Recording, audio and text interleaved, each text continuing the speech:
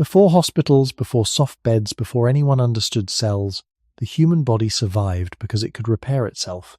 Skin closed after injury, bones could heal, strength could return after exhaustion, but age changes the feeling of that ancient ability. A small wound may linger, soreness may stay longer, recovery may no longer feel automatic. Somewhere between survival, time, and the body's own limits, an old question begins to open. Why your body repairs slower with age? Before hospitals, before soft beds, before anyone understood cells, the human body survived because it could repair itself. Skin closed after injury, bones could heal, strength could return after exhaustion. But age changes the feeling of that ancient ability. A small wound may linger, soreness may stay longer, recovery may no longer feel automatic. Somewhere between survival, time, and the body's own limits, an old question begins to open. Why your body repairs slower with age? When we are young, repair often feels like something happening behind a curtain. A scrape on the knee may sting in the evening and look calmer a few days later. A muscle ache after running, lifting, climbing, or walking too far may fade without much attention. Even fatigue can seem temporary, as if sleep simply pours strength back into the body overnight. The young body does not escape damage, but damage often passes through it with less weight. It receives the bruise, the torn fibers, the small inflammation, the broken surface of skin, and then it begins its quiet work. Most of this work is never seen directly. We notice the mark, the soreness, the swelling, the warmth around a wound, but the real repair happens in hidden layers, where blood, tissue, immune signals, and living cells answer a disturbance. That hidden answer is one reason human beings could exist long before medicine gave names to wounds, infections, fractures, or recovery. In the earliest human story, nobody lived outside risk. Feet met stone, thorn, mud, ice, and hard ground. Hands carried wood, shaped tools, lifted children, pulled roots, held meat, and touched fire-warmed surfaces. Shoulders carried weight, knees bent and rose again. Skin met insects, cold air, sun, rain, and rough plants. A person did not need to understand healing for healing to matter. If a small wound closed well enough, walking could continue. If soreness softened, gathering, carrying, and following the group became possible again. If a bone healed in a usable position, life might remain connected to other people. This does not mean ancient humans were always strong, or that their bodies were somehow perfect. The archaeological record shows bodies marked by strain, injury, infection, and wear, but it also shows something quieter. Bones that had time to mend, teeth worn by years of chewing, joints shaped by repeated movement, and skeletons that carry evidence of lives endured rather than lives untouched. Repair was not a luxury added to the human body later.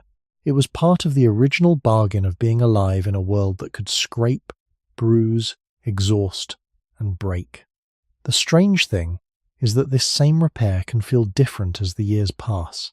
The wound is still small, but it seems to stay in awareness longer. The ache is familiar, but it does not leave as quickly. A night of poor sleep may echo into the next day. A strain may ask for more time than it once did. The body is still working, still responding, still trying to restore order, but the rhythm feels slower and less effortless. This is where the question becomes larger than age alone. The young body gives the impression that renewal is natural, almost guaranteed. The older body reveals that renewal has a cost. It requires energy. It requires coordination. It depends on tissue that has already lived through years of movement, sunlight, illness, stress, food, rest, and repair. Every recovery happens inside a body that already has a history. For humans, that history begins far before any single life. It begins with bodies shaped for survival in changing landscapes, where the ability to mend mattered because the world did not pause for pain. To understand why repair slows with age, we first have to sit with this simple, almost forgotten fact. Healing is not the absence of damage, but the body's long attempt to keep life moving after damage has already entered. Long before recovery became a word spoken in quiet rooms, the body had to recover in places that were not quiet at all. It had to recover while walking over uneven ground, while sleeping near smoke, while waking to cold air, while carrying food, wood, stone, tools and children. A sore ankle could not always be rested for many days. A scraped hand could not always be protected from dirt, weather, or the next task. A tired back still belonged to someone who might need to bend, lift, gather, climb, or follow others across open land. This is why the question of repair is not only a question about skin or muscle. It reaches back into the ordinary pressure of ancient life, where the body was never separate from the landscape. The first human bodies did not live inside steady comfort. They moved through heat, cold, rain, hard soil, thorny plants, insects, hunger, and long distances. Their repair systems worked inside that moving world, not outside it. When a small injury happened, life did not become a clean pause. The body had to close a wound while still defending against the outside world. It had to calm swelling while still allowing movement. It had to rebuild tissue while energy was also needed for warmth, digestion, alertness, and staying near other people. None of this means ancient people were always injured or that their lives were only suffering. That would be too simple. But it does mean that the human capacity to heal was shaped under conditions where rest was uncertain, food was variable, and safety often depended on belonging to a group. The quiet repair inside the body was connected to the camp, the path, the season, the fire, the sleeping place, and the hands of others. A person who could recover enough to walk, carry, and stay socially present remained more connected to the fragile web of survival. Healing was not only a private biological event, it was also a way of remaining part of human life. The signs left in old bones make this idea feel less abstract.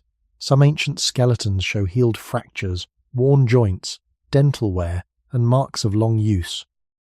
These traces do not let us know exactly what each person felt, and they should not be turned into easy stories. But they remind us that bodies in the deep past were not untouched objects. They were living records of work, movement, injury, and repair. A healed bone means time passed after damage. A worn joint means repeated movement left its slow signature. A damaged tooth can point toward years of eating, chewing, and adapting. The body kept account in materials harder than memory. It wrote experience into bone and tissue, not with words, but with shape. When repair slows with age, these traces matter, because they show that repair has always been a negotiation with time. In youth, the negotiation may feel generous. There is often enough reserve to absorb poor sleep, a long walk, a minor cut, or a hard day of effort. The body may feel as if it can return to itself without asking for much attention. But even then, repair is not free. It uses energy, materials, blood flow, immune response, and cellular work. It is a carefully timed answer to disruption. The young body simply makes that answer feel easier. Age begins to reveal the cost that was always present. The same ankle that once forgot a strain may remember it longer. The same skin that once closed quickly may take more time to look settled. The same muscles that once softened overnight may carry yesterday into today. In the long beginning of humanity, this slower return would have mattered, because the body was tied so closely to movement and environment. To repair more slowly was not merely to feel older, it was to live with a longer echo after each demand. And perhaps the deeper question is not why the body fails to repair, but why an ancient ability that once felt almost invisible can become something we begin to notice. To think about repair only as the closing of a wound is to make the body smaller than it really is. A wound is visible, so it becomes the easiest example. We can look at a cut, a bruise, a swollen joint, or a tired muscle and say that the body is healing. But beneath those simple signs, repair is also the return of balance. It is the calming of a disturbed place. It is the rebuilding of tiny structures that were strained, torn, inflamed, or used beyond their ordinary comfort. It is the quiet decision of the body to send attention to one place while still keeping the rest of life going. The heart still beats. The lungs still breathe. The stomach still digests. The brain still watches the world. Even during sleep, when the surface of life becomes still, the body remains full of work. This is why repair is not separate from being alive. It is one of the ways life continues after contact with the world. For early humans, that contact was never abstract. It came through feet on rough ground, hands on stone and wood, shoulders under weight, skin under weather, and muscles asked to repeat the same useful motions many times. The body was shaped in a world where damage did not always announce itself as a dramatic injury.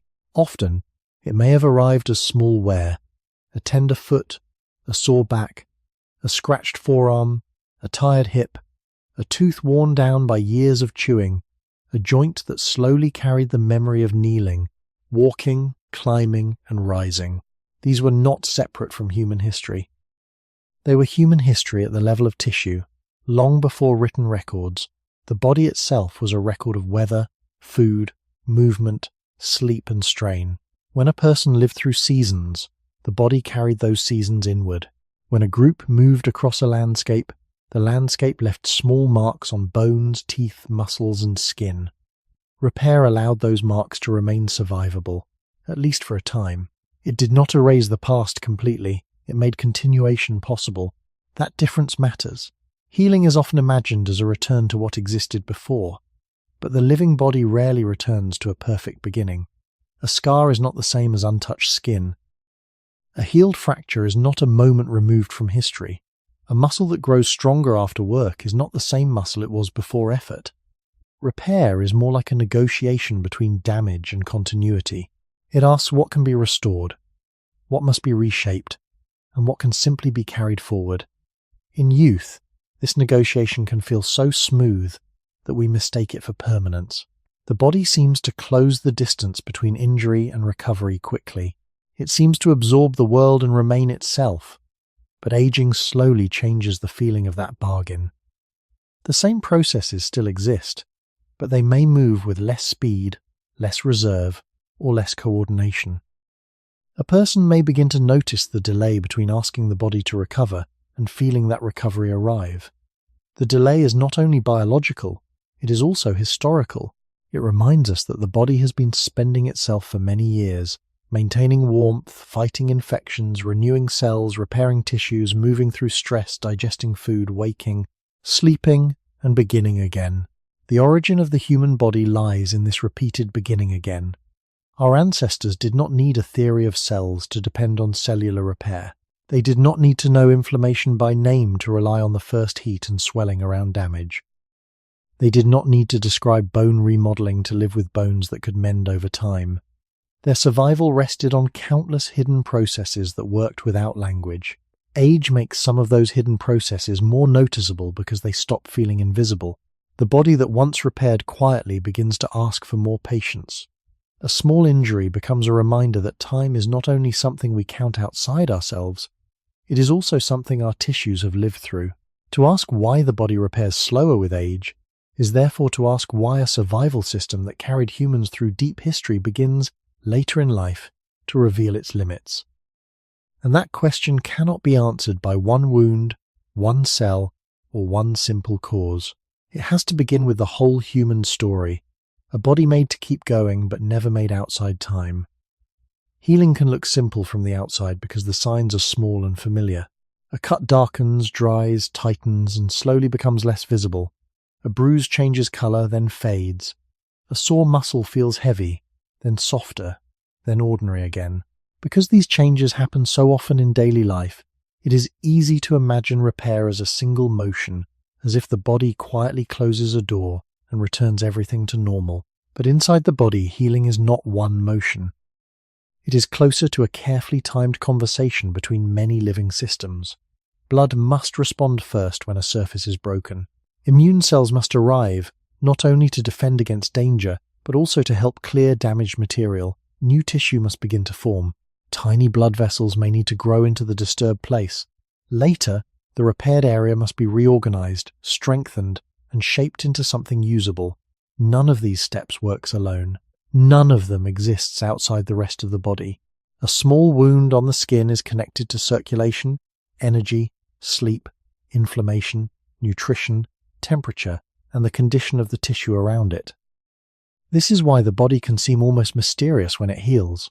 What looks like a quiet surface is really an inner landscape of movement. For early humans, this hidden process mattered because the outside world did not offer perfect conditions for repair. There were no clean bandages in the modern sense, no antibiotics, no soft rooms kept at a steady temperature. no easy way to stop daily demands.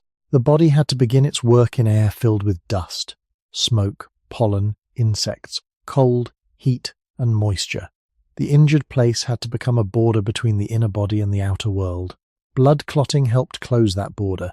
Inflammation brought heat, swelling, and attention to the area. New tissue gradually filled what had been disturbed. These are broad patterns understood in modern biology, but they are also ancient patterns in the history of life. Long before people could describe them, bodies depended on them. A hunter, gatherer, child, elder, or tool maker did not need to know why a wound became warm or why a scab formed. The process worked beneath awareness, carrying forward a kind of biological memory older than language. Yet this process was never effortless. It required materials from food, oxygen carried by blood, signals between cells, and enough coordination for the right responses to rise and fall. If inflammation stayed too weak, danger might remain. If it stayed too strong for too long, the same protective force could become tiring or damaging. If new tissue formed poorly, strength might not return in the same way. Repair is therefore a rhythm, not merely a reaction. It has a beginning, a middle, and a slow reshaping after the obvious injury has already begun to disappear. The surface may look calm while deeper work continues. A person may feel better before the tissue has fully regained its older strength. This difference between appearance and hidden repair becomes important when thinking about age. Older bodies often still begin repair, but the timing, speed, and coordination may change. The first response may be slower. The clearing of damaged material may be less efficient. New tissue may form with less ease. The final reshaping may take longer. These are not signs that the body has forgotten how to heal. They are signs that healing was always a demanding process, and age makes that demand more visible. In the deep beginning of human life, survival depended on this demand being met again and again. Small injuries from stone, wood, bone tools, rough ground, animal hides, fire, thorns, and weather had to be answered by living tissue. The body was not a machine with replaceable parts. It was a changing organism repairing itself while still belonging to a group, a season, a landscape, and a daily search for food and shelter. When modern people wonder why recovery feels slower with age, the answer begins here, not with one dramatic failure, but with the simple truth that healing has always been many processes held together at once. Age does not make repair strange. Age reveals how complex repair always was. The body does not repair itself with one tool. It repairs with many kinds of living attention, each one suited to a different layer of damage. Skin has to close the surface, because the surface is where the outside world meets the inner body. Blood has to arrive quickly, because blood carries both materials and signals. The immune system has to read the disturbance, decide what belongs and what does not belong, clear away what has been harmed, and help guide the next stage. Connective tissue has to give shape. Tiny vessels have to bring oxygen and nutrients into the place where rebuilding is needed. Cells near the injury have to change their behavior, sometimes multiplying, sometimes moving, sometimes releasing signals that tell other cells what to do. Even the nervous system is not completely separate from this process, because pain, temperature, swelling, and sensitivity all influence how a person moves, rests, protects, or uses the injured area. From the outside, a healing wound may seem like a small local event. Inside the living body, it is never only local. It is a message sent through many systems at once. This is why repair becomes slower and more fragile when those systems no longer coordinate as easily as they once did. A young body often has the quiet advantage of speed and reserve. Blood flow is usually more responsive. Skin tends to be thicker and more elastic. Cells often divide and migrate with greater ease. The immune response may rise, act, and settle with a cleaner rhythm. The body can afford to send energy into repair without making the whole person feel as drained. But with age, each of these layers may change a little. Skin may become thinner. Collagen, the structural material that helps give tissue its strength, may be remodeled differently. Blood vessels may not respond with the same flexibility. Immune responses can become less precise, sometimes slower to begin, sometimes slower to calm.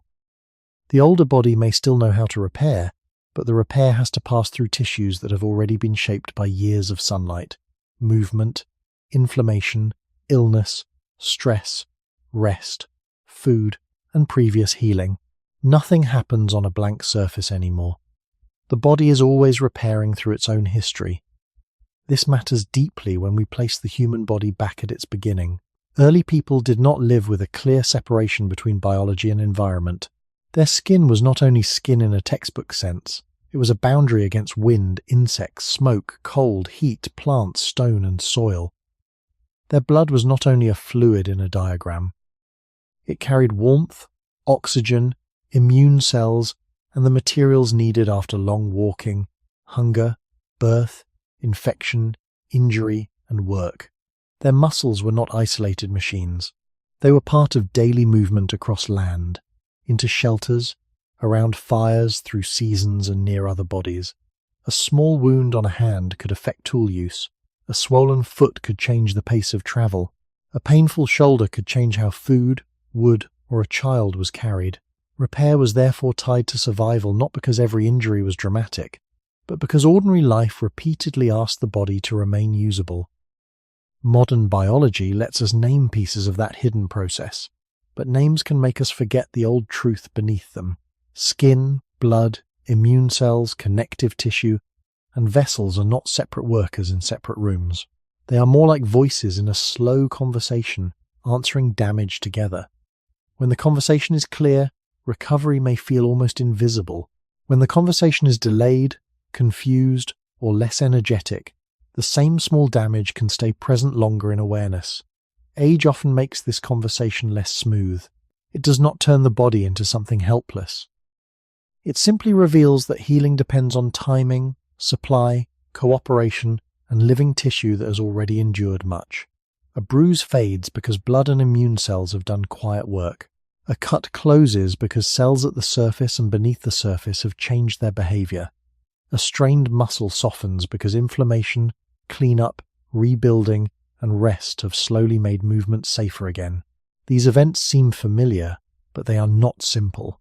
They are ancient biological arrangements, inherited from long before human memory, refined through the demands of bodies that had to keep moving in uncertain worlds. To understand slower repair with age, we have to stop looking for one hidden switch. The body does not heal by pressing one switch. It heals by coordinating many fragile processes, and time touches each of them in its own way. A body that heals is not a body that has stepped outside life for a while. It is a body that continues life while repair is happening. This is easy to forget in the modern world, where recovery is often imagined as lying still, being protected from weather, and waiting for the damaged place to become quiet again. But for most of human history, the body did not repair itself in perfect stillness. It repaired while the person still needed to wake, move, eat, listen, carry, and remain near others. Even when rest was possible, it was not always deep, clean, warm, or long. The body had to do two things at once. It had to answer injury, and it had to keep the whole person alive. That double task sits near the center of the question of slower repair with age. Healing is never only about the injured place. It is also about what the rest of the body can afford to give. Imagine a small cut on a hand in an ancient landscape. The cut itself may be minor, but the hand is not minor. It holds stone, wood, hide, food, and the body of a child. It pushes against the ground, pulls at plants, steadies a branch, touches firewood, and helps make shelter. A hand that is painful, swollen, or open to infection changes the rhythm of the person's day. The body responds by closing the surface, sending immune cells, rebuilding tissue, and adjusting pain so the hand is guarded. Yet the person cannot become only a hand. The legs still need strength. The eyes still need attention. The stomach still needs food. The body must divide itself without splitting apart. This division is one of the quiet limits of repair. Every healing process asks for energy, oxygen, proteins, minerals, blood flow, and time. In youth, the body may divide these resources with a kind of hidden generosity. In later life, the same division may feel less effortless. The repair continues, but the whole body may seem to notice the cost more clearly. Early human life makes this cost easier to understand. There were seasons when food was more abundant and seasons when it was harder to find. There were cold nights when warmth itself required work. There were illnesses that could drain the body before any wound appeared. There were long movements across land, not as exercise, but as life. Under such conditions, repair could not be separated from survival. The body had to decide, without thought or language, where resources were most needed. Warmth, movement, immune defense, pregnancy, feeding a child, digestion, and tissue repair could all compete for the same living materials. No one inside the body made this decision like a planner with a map. It happened through hormones, nerves, blood flow, appetite, fatigue, inflammation, and the countless signals of cells. The result was not perfect design. It was a living compromise. The body repaired enough, often enough, for life to continue. That phrase, enough for life to continue, is important. Evolution does not require a body to become perfectly restored after every strain. It favors continuation under real conditions. A scar may be less flexible than the skin before it. A joint may remain slightly changed after injury. A healed bone may carry the mark of its break. A muscle may recover strength but still remember hard use through stiffness or sensitivity. These small leftovers are not failures in a simple sense. They are evidence that repair is not the same as erasing time. The body repairs by making a future possible, not by returning every tissue to an untouched beginning. In the deep past, that future could mean staying with the group through another day, walking far enough to reach water, or recovering enough strength to gather food again. The older body reveals the same compromise in a slower, more noticeable way. A wound may close, but the surrounding skin may remain tender. A sore back may improve, but not vanish overnight. A tired body may sleep and still wake carrying some of yesterday. These experiences can feel personal and modern, but they are also tied to the ancient structure of the human organism. We are bodies that keep repairing while life continues around us. We do not heal in empty space. We heal inside weather, work, memory, sleep, food, worry, movement, and time. When age slows repair, it shows us something that was always true beneath the surface. Healing is not a separate event after living. Healing is one of the oldest ways the body tries to keep living. Youth can make repair feel almost ordinary, because much of the work happens before the mind has time to worry about it. A small cut may sting, tighten, and fade from attention. A hard day of movement may leave the legs heavy in the evening, then lighter after sleep. A bruise may appear like a dark memory under the skin, then slowly pass through colour and vanish. The young body is not untouched by damage. It is simply better, in many cases, at hiding the labour of recovery. It carries more reserve in the background. The skin is usually thicker and more elastic. Blood vessels often answer more readily when tissue needs oxygen and nutrients. Cells involved in renewal may respond with greater speed. Muscles may rebuild after strain with less delay. Inflammation may rise and then settle with a rhythm that feels almost automatic. None of this means young bodies always heal perfectly, or that age alone decides every recovery. Illness, injury, food, sleep, stress, infection, and many other conditions matter. But in a broad and ordinary sense, youth often gives repair a larger margin. Damage can happen, yet the body still has enough room to absorb it. This margin is one reason younger people may underestimate healing itself. They feel the result more than the process. They remember the wound, but not the silent work that closed it. They remember being tired, but not the thousands of small adjustments that made movement feel possible again. The ancient human body would have depended on this kind of reserve, not as a comfort, but as a practical advantage. In a world of uneven ground, changing weather, and uncertain food, the young adult body had to carry itself through many small harms without stopping completely. A foot made sore by distance, a shoulder strained by carrying, a hand scratched by stone or thorn, a back tired from bending and lifting. All these things could become part of ordinary life. If every minor strain ended useful movement for too long, survival with a group would have been harder. Youth did not remove danger, but it often allowed the body to answer danger with speed.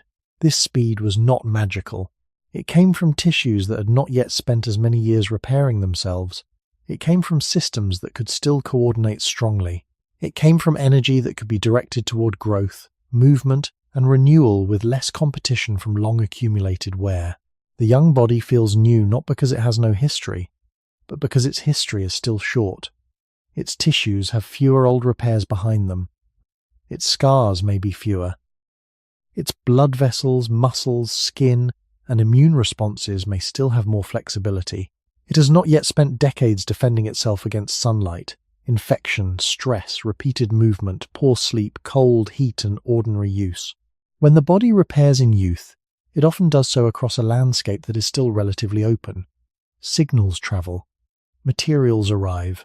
Cells respond. The damaged place is not yet surrounded by as much past. This is why healing can feel fast, even when the process is complex. The body is not skipping steps.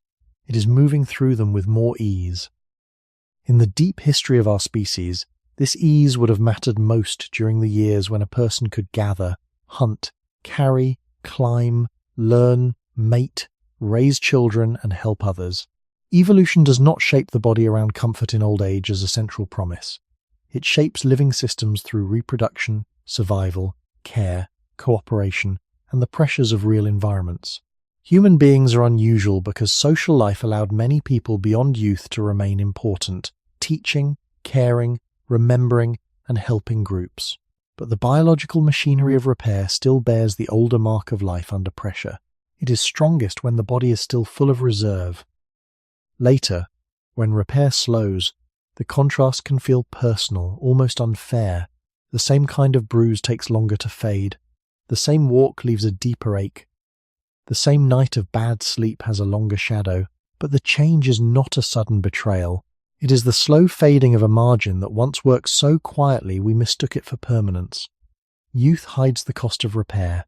Age makes the cost easier to feel. A young body often feels as if it has more room inside it. Not empty room, but living room. Space to absorb a bad night. Space to recover after a long walk. Space to quiet a bruise. Space to let soreness pass without turning it into a lasting question. This feeling is easy to take for granted, because youth hides its reserves behind ordinary life. A younger person may carry something heavy, sleep poorly, run too far, work too long, or spend a day in cold air, and still feel the body return with surprising ease. The return may not be perfect, and it is never guaranteed, but it often feels available. The body seems to have extra answers waiting.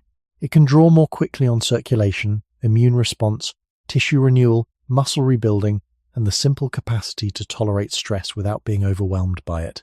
This is one reason recovery in youth can feel like a broad field rather than a narrow path. There are more ways back. If one night of rest is imperfect, the body may still find another way to rebalance. If one muscle is tired, nearby tissues may help carry the load. If a small wound appears, the skin and blood may answer before the mind has much time to worry. This sense of reserve was not made for comfort alone. It belongs to the deeper history of bodies that had to meet a world full of small and repeated demands. In early human life, a young adult was often part of the moving strength of the group. Not every person lived the same life, and no single image can represent all ancient communities, but the broad pressures are clear enough. Movement, weather, carrying, finding food, sharing labor, protecting children, learning landscapes, and enduring seasons. A body with extra reserve could remain useful through ordinary damage. A sore foot might not stop every step. A scratched hand might still hold a tool. A tired back might still bend again after rest. A young body was not invulnerable, but it often had more capacity to compensate. Compensation is an important word here. Repair is not only the damaged place returning to order, it is also the surrounding body helping that place while life continues. A younger knee can be supported by stronger muscles. A younger skin surface can be backed by better elasticity and blood supply. A younger immune system may respond with more flexible timing. A younger metabolism may deliver materials with less apparent strain. These are broad patterns, not promises for every person, but they help explain why youthful recovery can feel less fragile. The body has not yet been narrowed by so many years of repeated repair. It has not yet carried as many scars, invisible changes, altered tissues, stiffened areas, or accumulated burdens. In youth, the past is lighter. The body has still been shaped by childhood, hunger or plenty, illness or health, movement or stillness, but it has had less time to gather the long sediment of life. That is why aging can feel like a gradual closing of extra space. The same body still heals, but it may do so with fewer easy detours. The path back may become more direct, more limited, and more dependent on conditions being favourable. A poor night of sleep may matter more. A long day may leave a deeper imprint. A small strain may ask for days rather than hours. The older body is not simply weaker in a flat sense. It is a body with more history in it. Its tissues have lived through more cycles of use and repair. Its immune system has answered more signals. Its skin has met more sunlight, air, pressure, dryness, and irritation. Its joints have carried more steps. Its muscles have repeated more work, and sometimes lost some of their old margin. In the origin story of human survival, this difference between reserve and limitation would have been felt not as an idea, but as pace, endurance, warmth, and the ability to keep participating. A younger person might absorb the strain of a hard season more easily, while an older person might carry knowledge, memory, caution, and social value, even as the body asked for slower return. Human life was never only about the strongest body. It was also about shared survival, yet the biology of repair still shows a quiet truth. Youth often feels faster because it has more unused capacity around the injury. Age feels slower because more of that capacity has already been spent, shaped, or committed to simply maintaining the body through time. In the deep history of human life, recovery was not only a private feeling inside one body, it had a social meaning. A person who could heal enough to walk again could stay near the group. A person whose soreness eased enough to carry, gather, climb, or help protect a child could continue taking part in the shared work of living. A person who recovered from illness or injury did not simply return to comfort, they returned to connection. This matters because early humans were not solitary bodies moving through empty landscapes. They lived in groups, learned from others, shared knowledge, watched one another, and depended on forms of cooperation that were already part of the human path. A body that repaired quickly enough had a better chance of remaining inside that web. It could follow the movement of a camp, respond to weather, reach water, carry food, and remain close to the voices and hands that made survival less fragile. The young body, with its larger reserve, may have been especially important in this moving life. It could take the small injuries of ordinary survival and still keep pace. It could absorb strain from walking long distances, kneeling, lifting, running, digging, gathering, or carrying. It could bend under work and often rise again without a long delay. This does not mean young people in the past were untouched by pain. It does not mean ancient life was a place of perfect strength. Bones and teeth from past populations often show wear, injury, disease, and stress. But youth often brought a biological advantage that was simple and powerful, the ability to recover enough before the next demand arrived. In a world without modern rest, that ability may have mattered as much as raw strength. Strength can help in a single moment. Recovery helps after the moment has passed. It is the bridge between one effort and the next. If the body cannot cross that bridge, even a small injury can become a larger problem. When we think about repair with age, this bridge becomes important. A younger body may cross it quickly, almost without noticing. An older body may still cross it, but with slower steps. The difference may be felt in the morning after work, in the stiffness after travel, in the tenderness after a small wound, or in the way fatigue clings to the body after a day that once felt easy. These experiences are modern, but the pattern is ancient.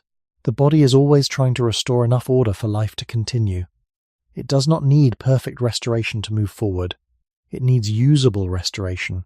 For early humans, usable restoration might mean walking despite soreness, holding tools after a hand injury, waking after a cold night and still having enough strength to search for food, or healing from a fracture well enough to remain cared for and socially present.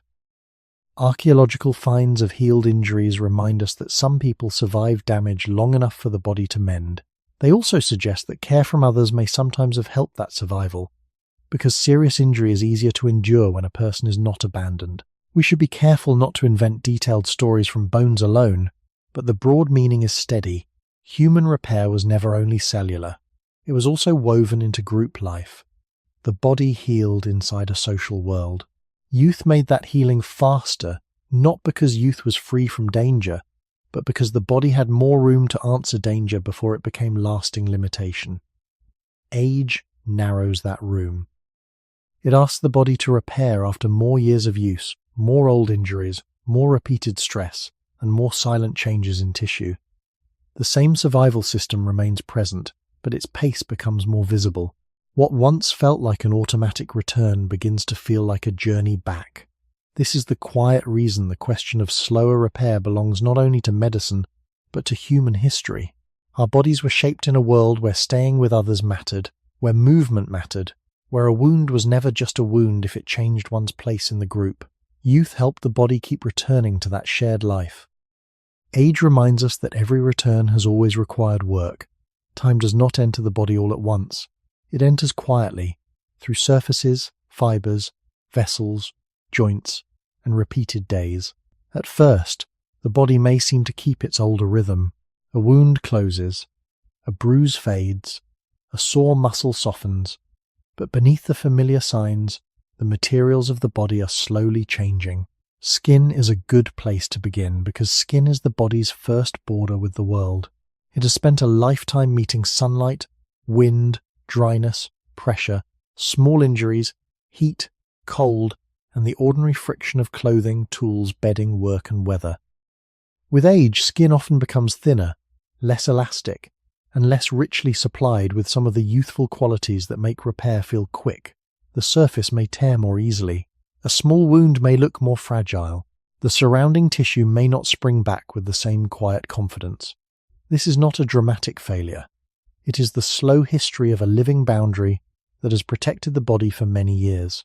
The same idea can be carried deeper into the tissues that hold the body together. Connective tissue gives shape and strength to skin, tendons, ligaments, organs, and the spaces between structures. It is not lifeless packing.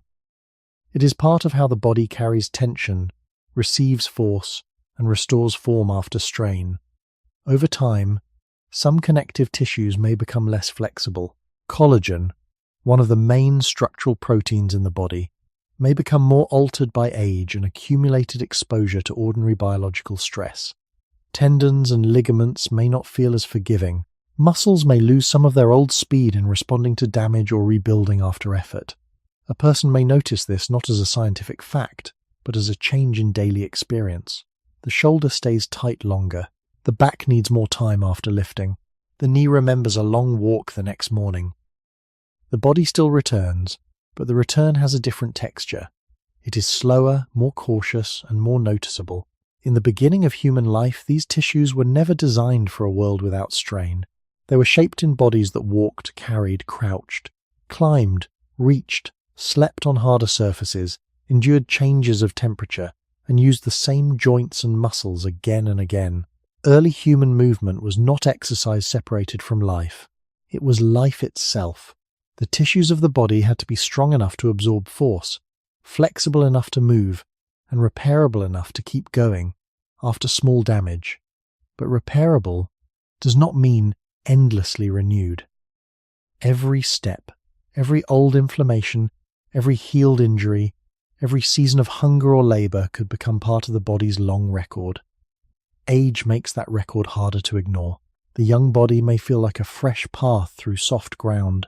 The older body may feel more like a path crossed many times, still open, still useful, but marked by the weight of passage. This is why small injuries can feel different later in life. It is not only that the injury is worse. Often, the tissue around the injury has changed. The skin that closes the wound is older skin. The blood vessels that bring materials are older vessels. The immune cells that respond are part of an older system. The muscles that protect the area have carried many years of work. The nerves that report pain may be shaped by earlier experiences of strain. The whole body arrives at the moment of repair with a past. Modern life can hide this for a while because many people are protected from some older environmental pressures. Yet the body itself still belongs to an ancient pattern. It still repairs through tissue, blood, inflammation, and rebuilding. It still uses materials gathered from food and oxygen drawn from air. It still needs rest, coordination, and time. What changes with age is that the same process must pass through structures that are no longer as elastic, fast, or richly supplied with reserve. A cut is not just a cut. It is a cut in older skin. Soreness is not just soreness. It is soreness in muscle and connective tissue that have carried a life. Recovery is not only the body moving forward from damage, it is the body moving forward through everything it has already been. A small wound can teach the body's history more quietly than a large injury. It may begin with almost nothing. A thin scratch on the hand, a patch of skin rubbed raw, a bruise from a bump against a table, a tender muscle after work that did not seem difficult at the time. In youth, these things often pass through life like brief weather. They appear, they speak for a while, and then they leave. Later, the same small events can stay longer in the body's attention. The scratch remains red for more days. The bruise fades slowly. The sore place asks to be protected. A single night of poor sleep may make the body feel less repaired in the morning. This is not because the body has stopped working. It is because the work now moves through tissue that has become more vulnerable to delay. Skin has less of the old spring. Blood flow may be less quick in some places. The immune response may be less clean in its timing. The signals that tell cells to rebuild, calm down, or reorganize may not arrive with the same ease. A small injury becomes a slower conversation. The body still answers, but the answer travels through time-worn pathways. This change can feel surprising because ordinary damage once seemed too small to matter. A person may think, this was only a short walk, only a little strain, only a simple cut, only one restless night. But the older body measures small things differently. It does not measure only the event. It measures the event against the condition of the whole system. A young muscle may receive strain against a background of abundant repair capacity. An older muscle receives strain against years of prior work, less flexible tissue, changing circulation, and sometimes lower reserve. A young night of poor sleep may be swallowed by the next day. An older poor night may leave more visible traces in mood, soreness, balance, appetite, and fatigue. The difference is not only in the wound, it is in the body that receives the wound. In the deep beginning of human life, this difference would have belonged to the rhythm of age within a group. A younger adult might rise from cold ground with stiffness that disappeared after movement. An older adult might rise more slowly, carrying yesterday's effort into the new morning.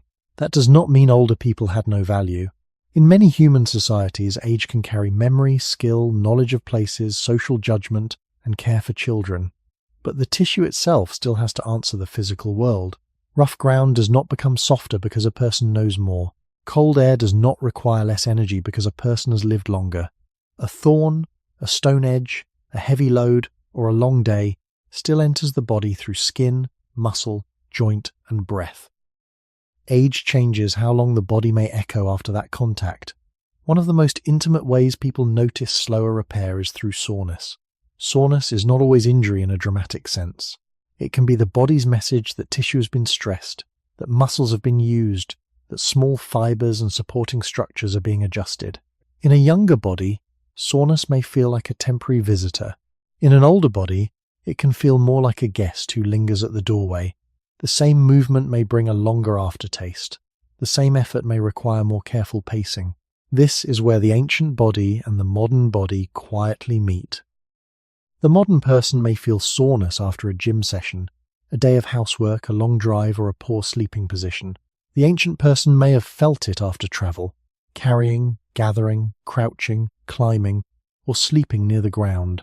The settings differ, but the biological question is related. How does a body restore its tissues after use? And why does that restoration become slower with time? The answer cannot be placed in one simple place. Skin, muscle, blood vessels, immune cells, nerves, sleep, and energy all take part. When any of them becomes less flexible, the whole experience of recovery can change. A wound may close, but tenderness remains. A muscle may no longer be damaged, but the feeling of heaviness stays. Sleep may happen, but the sense of being restored arrives late. This is the slow lesson of aging tissue. The body does not only heal damage, it also has to calm the memory of damage. And with age, that memory can remain in the body a little longer. Old bones do not tell us everything, but they tell us enough to make the body feel less private. A skeleton lifted from an ancient grave is not only a frame that once held a person upright, it is also a record of pressure, repair, illness, movement, and time. A healed fracture in bone shows that damage happened, and that the person lived long enough for the body to answer. A worn joint suggests repeated motion across years. Teeth worn down by chewing speak of food, grit, tools, habit, and the daily meeting between the mouth and the world. These traces must be read carefully. They do not allow us to know every feeling, every event, or every cause, but they remind us that the human body has always carried history inside its tissues. Long before anyone wrote about age, pain, or recovery, age was already writing itself into bone. This is why archaeological remains matter when we ask why the body repairs slower with age. They move the question out of the mirror and place it in deep time. The slower healing of an older body is not only a modern complaint. It belongs to a much older pattern. Living tissue keeps repairing, but the materials that repair are themselves changed by living. A bone that breaks in youth and heals is not a bone outside history. It becomes a bone with a healed place. A joint used for decades does not remain the same as an unused joint. The surface changes, the shape may shift. The evidence of wear may gather slowly, almost like sediment at the bottom of a river. In this way, the body becomes a landscape. Some places remain smooth, some places thicken, some places weaken, some places hold the memory of old damage. For early humans, these bodily landscapes were shaped by terrain, food, climate, movement, tools, social care, and the risks of ordinary survival. A person's knees, hips, spine, shoulders, teeth, and hands could all carry signs of how life had been lived. None of this means every ancient person aged in the same way. Human lives were diverse then, as they are now, but the broad truth is steady. Bodies were marked by use, and repair had to work inside those marks. When a younger body is injured, the damaged tissue may be surrounded by structures that are still relatively flexible and responsive. When an older body is injured, the same kind of damage may occur in tissue already changed by years of strain and repair. The wound is new, but the body around it is not. This difference is easy to miss because we often focus only on the newest pain. We ask why this cut is slow, why this ache remains, why this bruise does not fade quickly. But the body may be answering from a much longer past. Its skin has known years of sunlight and dryness. Its blood vessels have worked through countless cycles of warmth, cold, rest, exertion, and stress. Its immune system has responded again and again to threat, irritation, and infection. Its bones have remodeled quietly under the force of walking, lifting, falling, carrying, and standing. Its connective tissues have been pulled, compressed, stretched, and repaired. The present wound enters a place already shaped by many earlier negotiations between damage and survival. Archaeology makes this less invisible. A healed injury found in an ancient skeleton is not just evidence of biological repair. It may also suggest time, endurance, and sometimes care. Serious damage is harder to survive alone. While we should be careful not to build a full story from a single bone, healed trauma can still point toward a body that remained alive after injury, and possibly toward a group that allowed that life to continue. Human repair has always been both biological and social. The body closes tissue, but people may provide food, protection, warmth, and patience. In older age, this social meaning becomes even more important because the body may need more time to return. Slow repair does not only change the wound, it changes the rhythm around the person. Movement may slow, tasks may be shared, rest may become more necessary. The person remains human not because the body repairs quickly, but because human life has never depended on the body alone. In the long beginning of our species, survival came from bodies, groups, memory, and care woven together. The traces in old bones do not give us a simple answer to aging, but they offer a quiet image. The body is never a fresh page for very long. It is written on by weather, hunger, motion, injury, healing, and years. When repair slows with age, we are not seeing a single broken system. We are seeing the weight of a whole life passing through the place where the body is trying to mend. Repair always has a cost, even when the cost is hidden. A wound may look small, but the body does not close it with emptiness. It needs blood to carry materials into the damaged place. It needs oxygen. It needs proteins, minerals, water, immune cells, chemical signals, and time. A strained muscle may feel like a simple ache, but beneath that ache the body is clearing disturbed tissue, adjusting inflammation, rebuilding small fibers, and restoring the ability to move without warning. A tired body may seem to recover by sleeping, but sleep itself is not a blank pause. It is a state in which the body shifts many tasks into restoration, sorting, regulation, and repair. Nothing in this living system is free. Every act of healing draws from the same body that must also keep the heart beating, the brain supplied, the lungs breathing, the temperature steady, the stomach digesting, and the immune system alert. This is one of the quietest reasons repair can slow with age. The older body may still know what to do, but it has to divide its resources more carefully. In youth, energy often feels abundant because many systems still have a wider margin. The body can send materials toward a bruise, a scrape, a hard workout, or a minor illness, without making the whole person feel as if every part is involved. Later in life, the same demand may be felt more broadly. A small injury can bring a larger fatigue. A night of poor sleep can make a wound feel more noticeable. A day of stress can make soreness seem heavier. The body is still acting intelligently, but its budget has changed. It must maintain organs that have already worked for many years. It must manage tissues that may be less flexible. It must answer inflammation that may not rise and settle as smoothly. It must protect itself from infection, while also avoiding too much immune activity. It must keep blood moving, temperature balanced, and energy available for ordinary living. Repair becomes one demand among many. To understand this, it helps to return to the beginning of human life, where energy was never guaranteed. Early humans did not live in a world of constant food, constant warmth, or constant rest. Their bodies were shaped in landscapes where energy had to be found, carried, digested, shared, and spent carefully. Food could be seasonal. Weather could make warmth expensive. Long movement could consume strength before any injury happened. Illness, pregnancy, breastfeeding, growth, cold nights, and social labor could all ask for the same living resources. In that world, repair was not a separate privilege. It was part of a larger economy of survival. The body had to decide, without conscious thought, how much could be given to healing while still keeping the person alive and connected to others. This old economy still lives inside the modern body. Even in a comfortable room, even with food nearby, even with medicine and shelter, repair still depends on allocation. The body cannot send everything everywhere at once. If a wound needs rebuilding, materials must be moved there. If muscles need recovery, energy must support that work. If the immune system is active, it draws from the same reserves that support movement and daily alertness. Age may make this balancing act more delicate.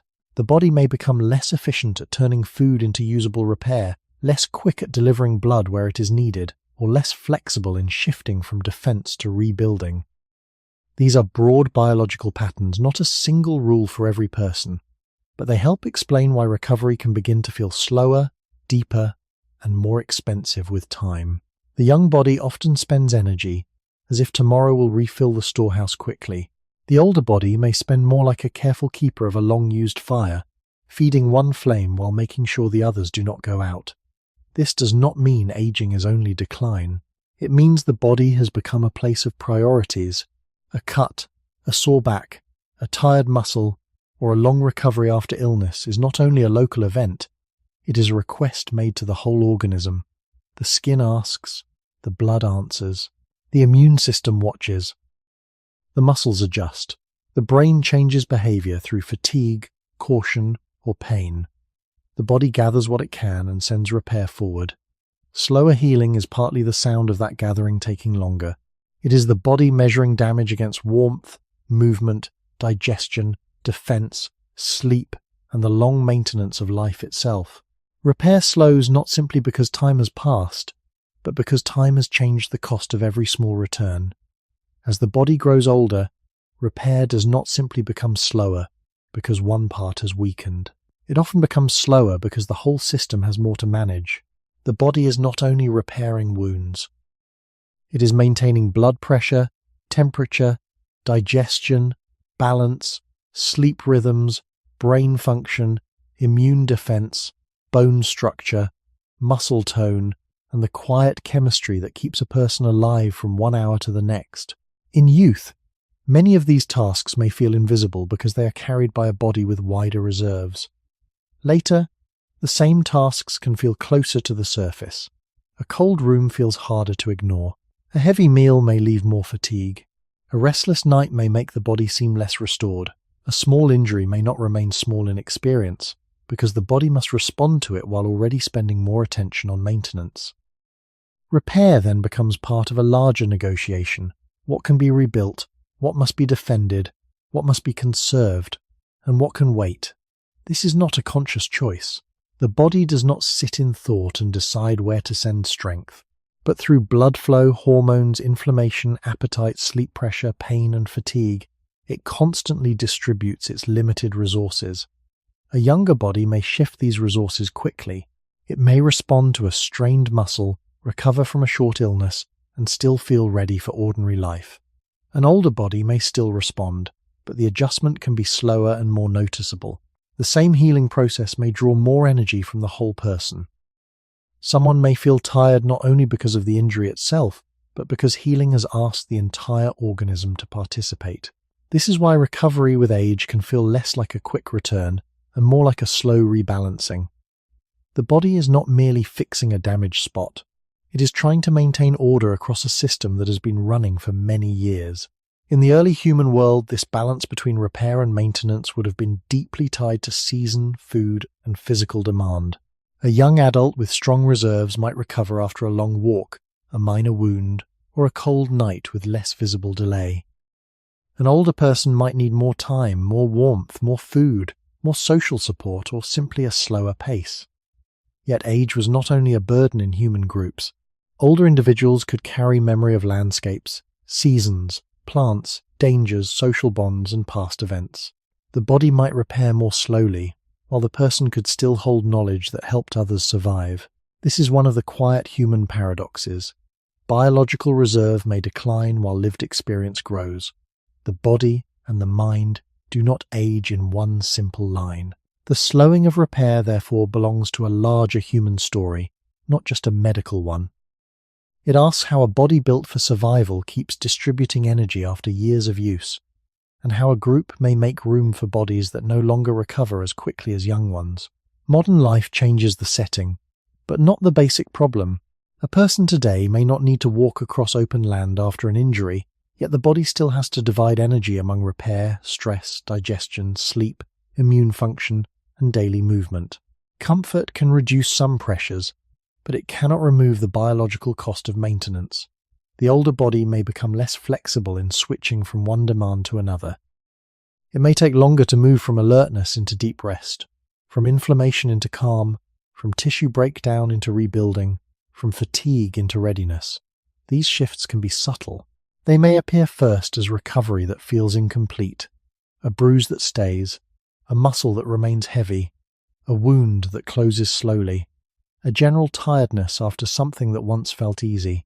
The important point is that slower repair is often not one isolated failure. It is the whole body becoming more careful with what it has. Like an old fire that must warm several people through a long night, the body cannot spend all its fuel in one place. It gives a little to defense, a little to rebuilding, a little to warmth, a little to movement, a little to the organs that must never stop. With age, that distribution may become less generous and more deliberate. Repair still happens, but it happens within a body that must protect the continuity of life before it can restore every small damage quickly. The young body often hides this truth by recovering before we notice the cost. The older body reveals it by making each return slower, quieter, and more dependent on the whole living system. The human body was not built in a world of endless meals. It was built in a world where energy came and went, where a good season could be followed by a hard one, where effort was often required before food appeared, and where warmth itself could demand calories from the body. This matters because repair is one of the body's most expensive, easily tasks. To rebuild tissue, the body needs materials. To fight infection, it needs energy. To make new cells, it needs supplies drawn from food, blood, and stored reserves. To heal a wound, it must do more than close the surface. It must defend, clean, rebuild, and reshape. In a world where food was not always steady, this meant repair had to fit into a larger survival economy. The body could not spend as if resources were endless. It had to keep enough energy for movement, enough for the brain, enough for warmth, enough for digestion, enough for immune defense, and enough for tomorrow's uncertainty. This ancient economy still lives inside us, even when modern life surrounds us with roofs, kitchens, medicine, and soft beds. A person today may not feel the old hunger of a long dry season or the cold of an exposed night, but the body still obeys the same deeper rule. Every repair must be paid for by living resources. Age makes that rule easier to notice. The young body may seem rich in recovery. It may spend freely on a cut, a sore muscle, or a restless night and still feel restored. The older body may behave more like a careful household, with many needs and a smaller margin. It may still send resources where damage has happened, but the process feels less abundant. A wound closes slowly. A sore hip takes longer to settle. A tired body asks for more than a single night of sleep. The reason is not simply that the body has become weak. It is that the older body is maintaining a long and more complicated history. It carries organs that have worked for decades, tissues that have been repaired many times, immune responses that have answered many threats, and muscles that may no longer rebuild as quickly after strain. In early human life, this would have been felt most clearly when energy was uncertain. A younger person might recover faster after a day of carrying, walking, gathering, or cold exposure because the body had more spare capacity. An older person might require slower movement, more shared labour, more warmth, or more time. The group could matter here. Human survival was never only a contest of individual strength. A slower body could still hold knowledge of seasons, paths, plants, water, tools, children, dangers, and social memory, but the tissue itself still had to divide energy carefully. Have referated. The body of an older person could be valuable to the group while also needing more time to repair after physical demand. That tension is deeply human. It reminds us that biology and culture grew together. Our bodies carried the cost of repair, while our groups sometimes softened that cost through care, sharing, and protection. This is why slower repair with age should not be seen only as a private flaw. It is part of an older story about limited energy and shared survival. The body does not know that a modern person expects quick recovery after a small injury. It does not know that the world has changed around it. It still works through ancient pathways of supply and demand. It sends blood, draws on stored materials, raises and lowers inflammation, adjusts fatigue, and asks the person to move differently. When repair is slower, the body may be protecting the whole system, not just delaying one wound. It may be choosing maintenance, defense, warmth, and stability alongside rebuilding. The old human body repairs in the shadow of everything else it must keep alive, and that shadow grows longer with time. Inflammation is often imagined as a problem, but in the beginning, it is one of the body's oldest forms of help. When tissue is disturbed, the body does not remain silent. Blood flow changes. Heat gathers. Swelling may appear. Pain may make movement more cautious. Immune cells arrive at the damaged place, not only to fight possible danger, but also to clear what has been broken and prepare the ground for rebuilding. Without this first response, repair would be weaker. A wound would have less protection. Damaged material would remain longer. Signals calling for new tissue would be less organized. Inflammation is not the enemy of healing. It is one of the doors through which healing begins. But like fire, it has to be held within a useful boundary. Fire can warm a shelter, cook food, and keep darkness at a distance. But fire that does not stay contained can consume what it was meant to protect. In the body, inflammation has a similar double nature. It must rise enough to defend and clean, then it must quiet enough to allow rebuilding. If it rises too weakly, repair may not begin well. If it stays too long, the body may remain in a state of alarm when it needs to move toward restoration. This rhythm becomes especially important with age. Older bodies can still mount inflammatory responses, but the timing may become less smooth. The response may be slower to organize, slower to resolve, or more easily stirred by many small stresses at once. A small wound, a sore joint, a poor night of sleep, or a mild illness may not simply pass through the body and leave. The body may hold the signal longer. The repaired place may remain tender. Fatigue may stay nearby. The person may feel that recovery is not only slower, but less clean, as if the body has difficulty turning the page after the first alarm. This does not mean inflammation is bad. It means that repair depends on balance, and aging can make balance harder to keep. The ancient human body lived in a world where this balance mattered every day. A cut from stone, a thorn in the skin, smoke in the air, cold wind across the body, insects, contaminated soil, and the ordinary injuries of walking and carrying could all ask the immune system to respond. Early humans did not live in sterile spaces. Their bodies were constantly reading the border between inside and outside. Skin, mouth, lungs, gut, and wounds were all places where the world could enter or irritate the body. In such a setting, inflammation was not a rare event. It was part of being alive on the ground, under weather, among plants, animals, microbes, smoke, and dust. The body needed a defense that could answer quickly without destroying the person from within. It needed alarm and restraint at the same time. That is a difficult task for any living system. The young body often performs it with more flexibility. The signal rises, the immune cells work, the damaged area is cleared, and then the body gradually shifts toward rebuilding. In older age, the switch from alarm to repair may become less efficient. The body may remain more easily irritated by old damage, chronic stress, poor sleep, or accumulated wear. The immune system may still protect, but protection itself can become more expensive. A sore knee may feel warm and stiff longer. A small wound may stay red. A tired body may feel as if it is carrying a low background noise. This background noise is not always dramatic, and it should not be turned into a simple explanation for every pain or illness.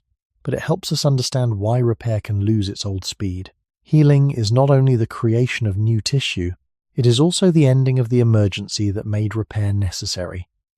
If the emergency signal lingers, rebuilding cannot feel effortless. In the deep history of humanity, this lingering would have affected more than comfort. A person who remained inflamed, feverish, swollen, or weak after injury might move more slowly, sleep differently, need more care, or become less able to share in physical tasks. A group could help by providing food, protection, warmth, and time, but the body still had to quiet its own alarm. This is one reason slower repair with age belongs to both biology and human history. The immune system is ancient. It protected bodies long before language, long before medicine, long before anyone could describe cells moving toward a wound. Yet it was never meant to remain in alarm forever. Repair asks inflammation to begin the work, then step aside. Age can make that quiet stepping aside slower, and in that delay the body reveals how delicate healing has always been. The immune system is not a single shield held in front of the body. It is more like a moving field of attention, spread through blood, skin, gut, lungs, lymph, bone marrow, and the quiet spaces between tissues. It remembers some things, reacts to others, and changes through a lifetime of contact with the world. Each infection, each wound, each irritation, each period of stress or recovery can become part of the system's long education. In youth, this field of attention often has a flexible rhythm. It can become alert, send cells and signals where they are needed, and then allow the body to settle back toward ordinary life. With age, that rhythm can become less smooth. The immune system may still defend the body, but it may do so with more background noise, less precision, or a slower return to calm. This matters for repair, because healing does not only require action, it requires the right action to stop at the right time. A wound needs immune cells to clean and protect, but new tissue needs a quieter environment to grow well. A strained muscle needs inflammation to begin the repair, but it also needs that inflammation to fade so rebuilding can continue. If the body stays too long in the first state of alarm, recovery may feel delayed, heavy, or incomplete. This is one reason older bodies may seem to hold on to soreness, redness, stiffness, or fatigue longer than before. The immune response has not disappeared. In some ways, it may be more easily stirred, but being easily stirred is not the same as repairing quickly. A guard who cannot stop watching every shadow may keep a house tense long after the danger has passed. The ancient human body needed such guards because the world entered the body in many ways. Soil touched broken skin, smoke touched the lungs, food brought nourishment but also risk. Water, insects, parasites, and close contact with other people all shaped immune life. Early humans did not live sealed away from the living world around them. Their immune systems developed in constant conversation with microbes, injury, weather, hunger, and movement. This does not mean the past was healthier or simpler. It means the body's defenses were shaped by exposure, and exposure was never separate from survival. A small infected wound could matter. A fever could change the pace of a group. A stomach illness could weaken movement. A respiratory infection could make cold air harder to endure. The immune system had to defend without spending so much energy that the person could no longer function. It had to learn, remember, and react, but also make space for repair and return. In aging, that balance can become harder. The system has seen more. It has responded more often. It has carried more memories of threat. Some immune responses may become weaker, while others remain active in a low, persistent way. This mixed pattern is one reason aging is difficult to explain with a single sentence. It is not simply too little defense or too much defense. It can be both, in different places, at different times. A person may become more vulnerable to some infections while also carrying more chronic irritation in tissues. A wound may need defense, but the surrounding body may already be living with background inflammation. A joint may ache not only because tissue has been used, but because the immune system continues to speak there long after the first strain. The result is a body that can still repair, but sometimes repairs through a fog rather than clear air. For people in the deep past, this fog would have been felt through slower movement, longer weakness, or the need for more rest and care. For people today, it may be felt as recovery that does not arrive cleanly after sleep, soreness that stays after effort, or wounds that seem to ask for more patience. The setting has changed, but the biological problem remains old. The immune system must protect the body without trapping it in protection. Healing needs defense, but it also needs peace. Age can make peace harder to reach. The older body may continue hearing echoes of earlier alarms, and repair has to happen inside those echoes. This is why slower healing with age can feel as if the body is not only mending tissue, but also trying to quiet a long history of signals.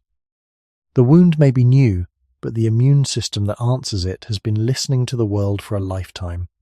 To understand the immune system, we have to imagine the body not as something sealed away from the world, but as something constantly touched by it. Air enters the lungs, food enters the gut, water carries minerals, life, and sometimes danger.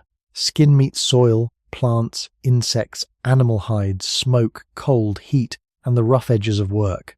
In the deep past, the human body lived much closer to these contacts than most bodies do today. A small wound was not only a tear in the skin, it was an opening at the border between the person and the living world outside. A cough was not only discomfort, it could change breathing, sleep, warmth, and the ability to move with others. A stomach illness was not only an inner disturbance, it could affect strength, hydration, and the search for food. The immune system had to read all of this without language. It had to sense, respond, remember, and calm down while the person still needed to live. This makes immunity one of the oldest forms of human negotiation with the environment. It was not simply a shield. It was a living translator between the body and everything that could enter it. Parasites, bacteria, viruses, fungi, smoke, dust, pollen, injury, and weather all made different demands. The body could not answer every demand with full force forever. A powerful response uses energy. Fever changes the body's temperature and can make movement difficult. Swelling protects and limits.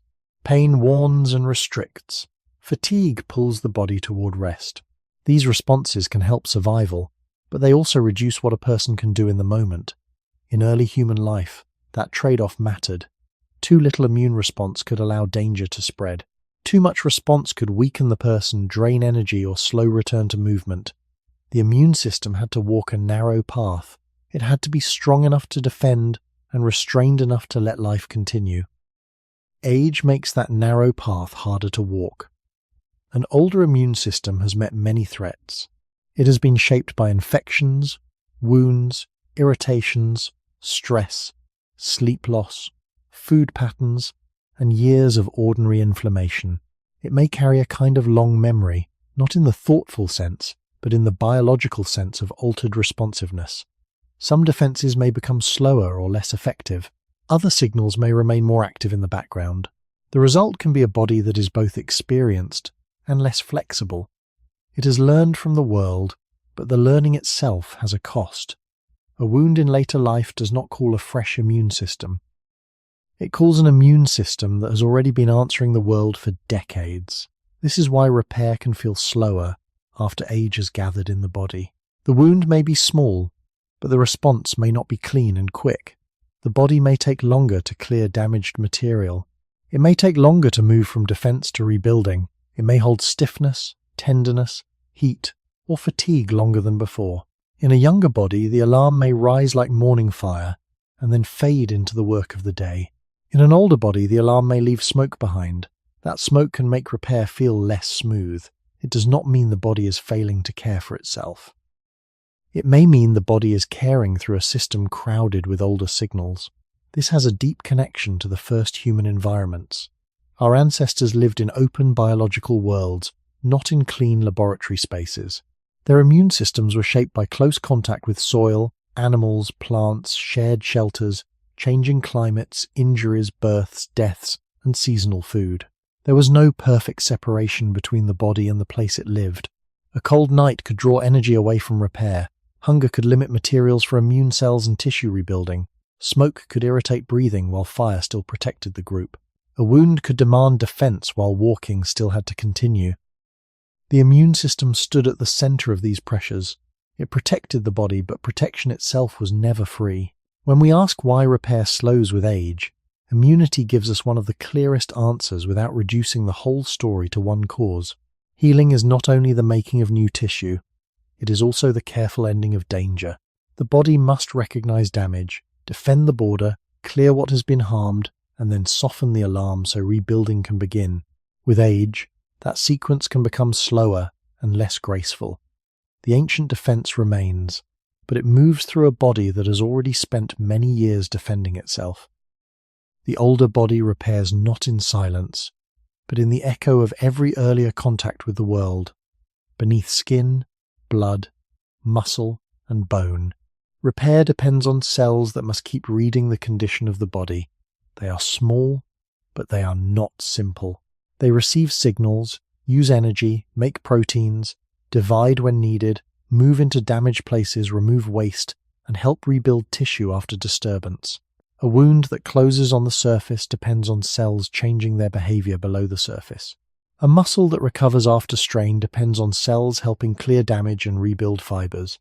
A bone that mends depends on cells that break down old material and lay down new structure. The body may feel like one whole thing, but healing happens through countless small decisions made without thought, language, or awareness. With age, these small processes may become less smooth. Cells have lived inside a body that has used oxygen, made energy, faced inflammation, endured stress, repaired earlier damage, and copied genetic instructions again and again. They do not remember time as a person remembers a childhood place, but they are changed by time in material ways. Their energy systems may work less efficiently. Their ability to divide may become more limited. Their signals may become less clear. Some cells may enter states where they no longer divide normally, yet still influence the tissues around them. The body remains alive because most cells continue working, but their work is no longer happening in the freshness of an untouched system. This is one reason repair can slow. A wound asks for new cells and new structure, but the cells that answer are older participants in a long story. They have already been part of many cycles of maintenance, defense, and repair. This does not mean there is one simple clock inside every cell that explains aging completely. Aging is not one mechanism, it is a collection of changes across many levels of the body. But one broad idea is well accepted. Living creates wear, and the systems that repair wear also have limits. Every day, cells manage small forms of damage from ordinary metabolism, from environmental exposure, from inflammation, from copying, from chemical stress, and from the body's constant use of energy. In youth, cleanup and renewal often keep this background disturbance from becoming noticeable. Later, the balance can shift.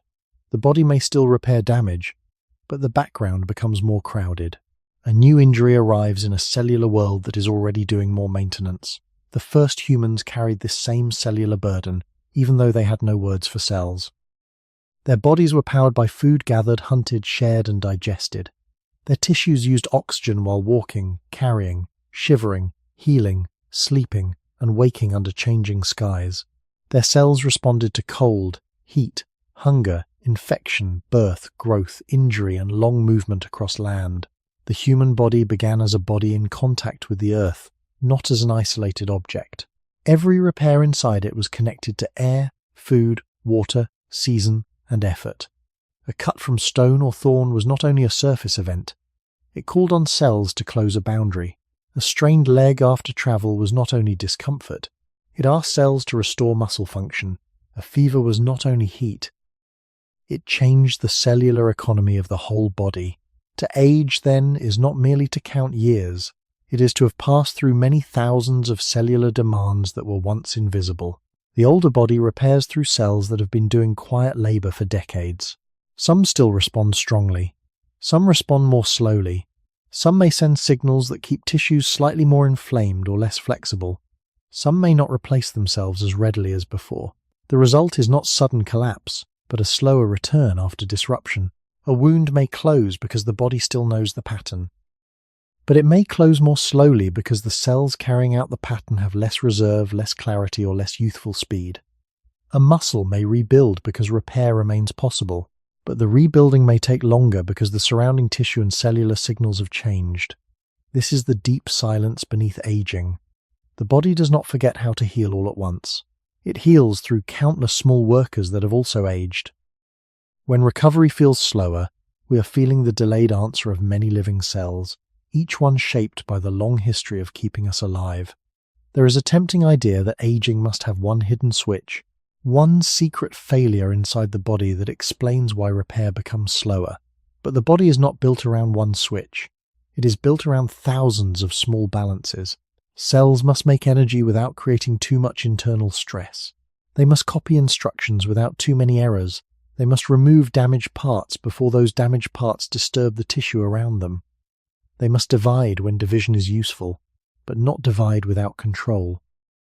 They must listen to signals from nearby cells, from the immune system, from hormones, from nutrients, from oxygen, and from the needs of the whole organism. Repair depends on all of this, and age touches all of it slowly. This is why it would be misleading to speak as if one molecule, one organ, or one simple habit explains the entire change. The older body repairs more slowly because many small systems become less smooth together. Some changes happen in the skin, some happen in blood vessels, some happen in immune timing, some happen in connective tissue, some happen inside the cells themselves, where energy, waste, communication, and renewal must be managed every moment. The cellular world is not silent. It is full of maintenance. A cell must protect its DNA, fold and refold proteins, recycle worn-out structures, respond to stress, and decide whether it is healthy enough to continue doing its job. Over time, these maintenance systems can lose some efficiency. Damage does not need to be dramatic to matter. It can be tiny, repeated, and ordinary. A little oxidative stress from normal energy use, a little inflammation after a minor injury, a little strain from movement, a little exposure to sunlight, smoke, cold, heat, poor sleep, or infection. Each event may be small by itself, but the body lives through many of them. Youth often hides this accumulation because repair and cleanup are still strong enough to keep the inner world clear. Later, Cleanup may take longer. Signals may remain active for more time. Some cells may become less useful but still present. Other cells may work harder to maintain the same tissue. A wound, then, does not arrive in a simple place. It arrives in a living field where many cells are already busy with the ordinary burden of age. In the first long chapters of human existence, these cellular burdens were tied to a world that constantly demanded physical work. Cells in muscle answered long walking, carrying, climbing, crouching, shivering, and resting on harder ground.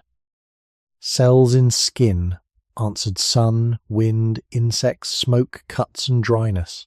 Cells in the gut answered changing foods, hunger, bacteria, and the need to turn uncertain meals into usable energy.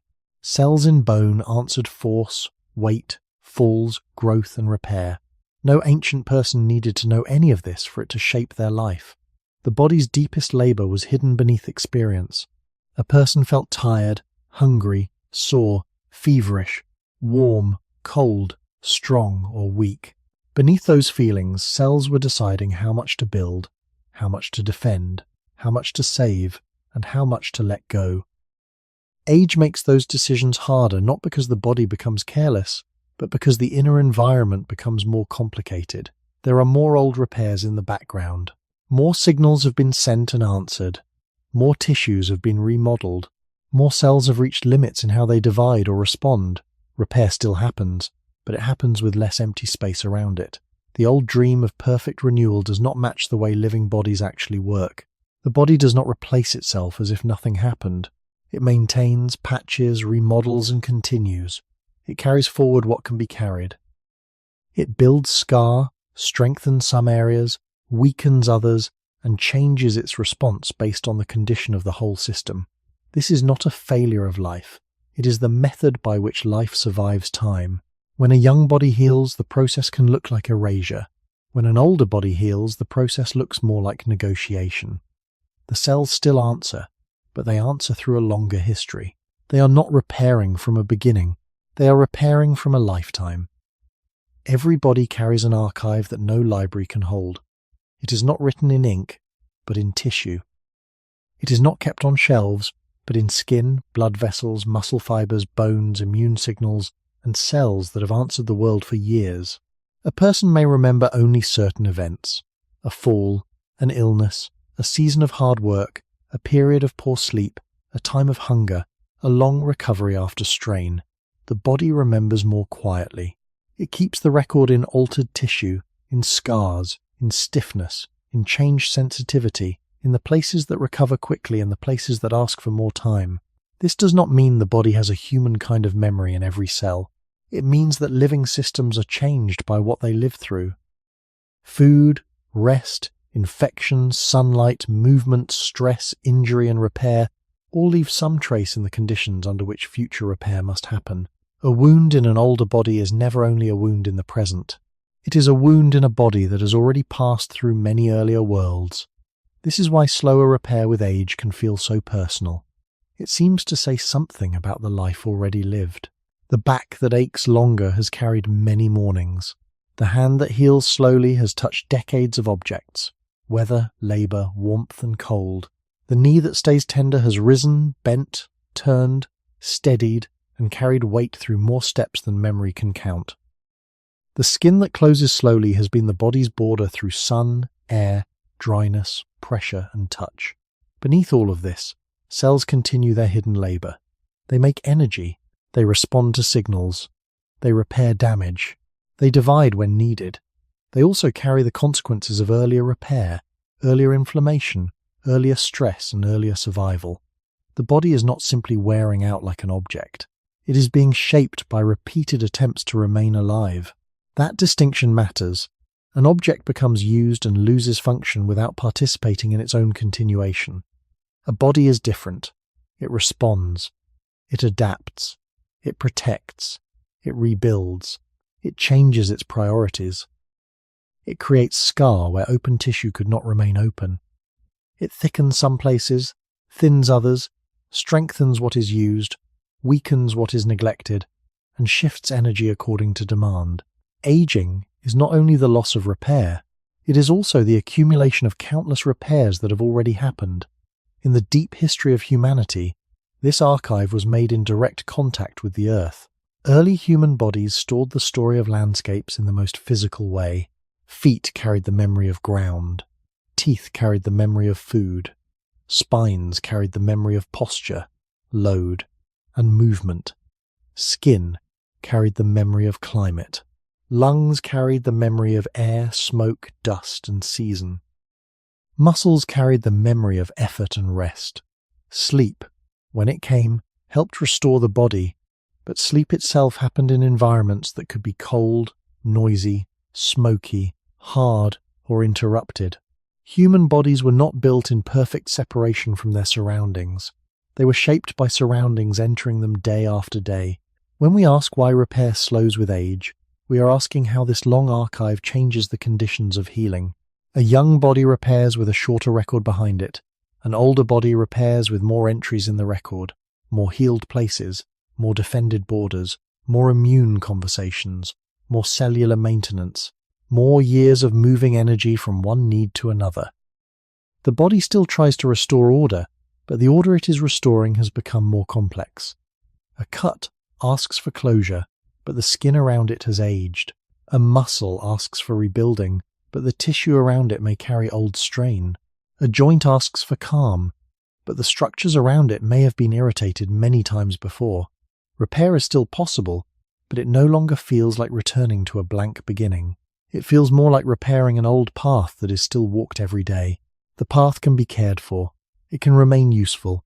It can carry people farther than expected, but it cannot become untouched ground again. This is the quiet truth inside aging tissue. The body does not forget how to repair. It repairs through memory, through history, through the accumulated conditions of a life. And when repair becomes slower, the delay is not merely a sign of weakness. It is also the sound of a living archive being asked to open one more page. Not every part of the body repairs in the same language. Skin speaks quickly because it lives at the border. When the surface is broken, the body must close that border before too much of the outside world enters. Blood clots. A scab may form. New cells begin to cover the gap. The wound may still be fragile underneath, but the surface gives the first visible sign that repair is underway. Muscle speaks in another rhythm. After strain, the body must clear disturbed fibers, calm inflammation, rebuild structure, and restore the ability to contract with confidence. Bone speaks more slowly but often with remarkable strength, because bone is living tissue that can remodel itself over time. Tendons and ligaments speak more quietly and often more slowly, partly because they have less blood supply than many softer tissues and because their job is to hold tension across joints. Nerves may speak in the most delicate rhythm of all. Some nerve injuries can recover slowly, and some changes may be difficult to fully restore. The body is not one fabric. It is many fabrics stitched into a single life, and each fabric has its own way of mending. This matters because when people say the body repairs slower with age, they may be speaking about very different experiences. A small cut on the skin, a pulled muscle, a sore tendon, a bruised bone, an irritated joint, or a numb area do not all belong to the same kind of repair. They may all be felt as recovery, but biologically they do not follow one identical road. A young person may notice these differences less because many tissues still have wider reserves. A cut closes, a muscle softens, a joint calms. The body feels as if it is returning as one whole thing. Later in life, the differences become easier to feel. Skin may still close but remain tender. Muscle may regain use but carry heaviness longer. Tendons may complain after movements that once seemed harmless. A joint may calm slowly because cartilage, bone, connective tissue, inflammation, and surrounding muscle all take part in how it feels. Recovery becomes less like one door opening and more like several doors opening at different speeds. In the deep beginning of human life, these different rhythms would have shaped the body's relationship with the landscape. Feet needed skin tough enough to meet ground, but soft enough to remain alive and sensitive. Legs needed muscles that could recover after distance. Bones needed to bear weight and heal when damaged. Tendons needed to store and transfer force in walking, running, climbing, crouching, and carrying. Hands needed skin, joints, tendons, nerves, and muscles working together to hold stone, wood, hide, firewood, food, and children. A problem in one tissue could change the use of the whole body. A cut hand might make gripping painful. A strained calf might shorten travel. A sore tendon might make climbing or kneeling difficult. A damaged nerve might change sensation and caution. Human survival did not depend on one strong tissue alone. It depended on coordination among many tissues, each with its own pace of recovery. Age makes this coordination more fragile, because each tissue changes differently through time. Skin may thin and lose elasticity. Muscle may lose some mass or rebuilding speed, especially when unused or stressed. Bone may remodel more slowly or become more vulnerable in some people. Tendons may become stiffer.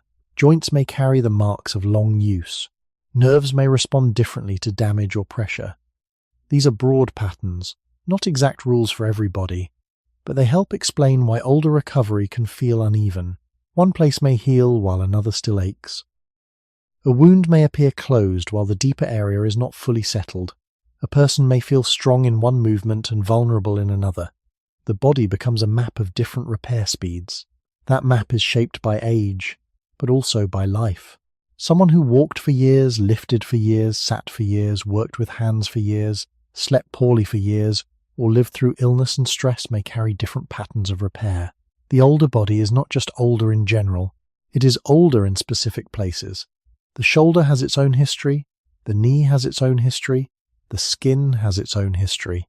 The spine, hands, feet, and hips each carry their own record of use. When repair slows, it may not slow everywhere equally, because time has not touched every tissue in the same way. The ancient human body was also a map of different histories, written by ground, weather, tools, food, fire, shelter, and movement. To understand why repair slows with age, we must listen to these different tissues one by one, because the body never heals as a single, simple thing. It heals as a whole made of many smaller worlds. Aging does not move through the body like a single shadow falling evenly across every surface. It arrives unevenly. One person may feel it first in the knees, another in the hands, another in the skin, another in the lower back, another in how long fatigue stays after effort. This unevenness can make slower repair feel confusing. A cut may close in a reasonable time while a tendon remains irritated for weeks. A muscle may recover enough for movement while a joint still feels cautious. A bruise may fade while stiffness remains in the area around it. The body seems to be both healing and not healing at the same time. But this is because repair is not one single road. It is a network of roads, and each tissue travels at its own speed. Skin, muscle, bone, tendon, cartilage, nerves, blood vessels, and immune cells do not age in exactly the same way. They do not receive blood in the same way.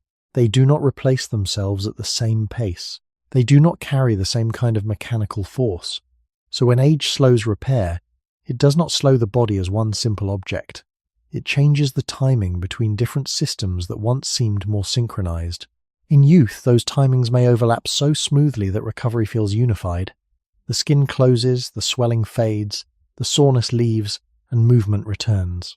Later, one layer may finish while another is still working. The surface may seem calm while deeper tissue still asks for patience. The person may look recovered while the body has not fully settled. This is one of the quiet reasons age can make people feel uncertain about their own bodies. The visible sign no longer tells the whole story. A healed surface is not always the same as restored strength. Less pain is not always the same as full recovery. Movement returning is not always the same as tissue becoming resilient again. The body becomes a slower conversation between appearances and hidden processes. The ancient human body lived with these differences too, though without modern names for them. A person moving through a cold valley, dry grassland, forest edge, shoreline, or rocky plain did not experience the body as skin here, tendon there, cartilage somewhere else. They experienced it as walking, gripping, bending, carrying, warming, resting, and continuing. Yet each of those actions depended on tissues with different repair speeds. The sole of the foot needed durable skin. The ankle needed tendons and ligaments that could manage uneven ground. The leg muscles needed energy and rebuilding after distance. The hip and spine needed joints and connective tissue that could bear repeated load. The hand needed touch, grip, sensation, and small movements working together. When one tissue lagged behind, the whole movement changed. A sore tendon could make the foot land differently. A stiff hip could make the back work harder. A painful hand could change how a tool was held. In this way, slower repair in one place could travel through the entire body. Age makes this more visible because the older body often has fewer spare pathways for compensation. When young, one part may help another without much cost. Stronger muscles may protect a tired joint. Flexible connective tissue may absorb awkward movement. Quick inflammation and quick calming may make a sore place usable again. Later, compensation can become more expensive. If the knee is sore, the hip may work differently. If the hip works differently, the back may notice. If sleep is poor, the whole system may feel slower to repair. The body is not a set of separate pieces. It is a chain of relationships. Different repair speeds create tension in that chain. This is why a small injury can feel larger with age. It may disturb not only the damaged tissue, but also the balance among surrounding tissues that have their own histories. In the deep past, such balance would have affected pace, endurance, and belonging to group movement. A younger person might recover from a strained muscle while still keeping up with travel. An older person might need a slower pace because one tissue healed more slowly than the rest of the body could tolerate. Yet human groups were not made only of fast repair. They were made of different ages, different strengths, different memories, and different roles. The uneven body did not remove human value. It simply changed what the body could do without cost. Modern life has different surfaces and different tasks, but the same uneven repair remains.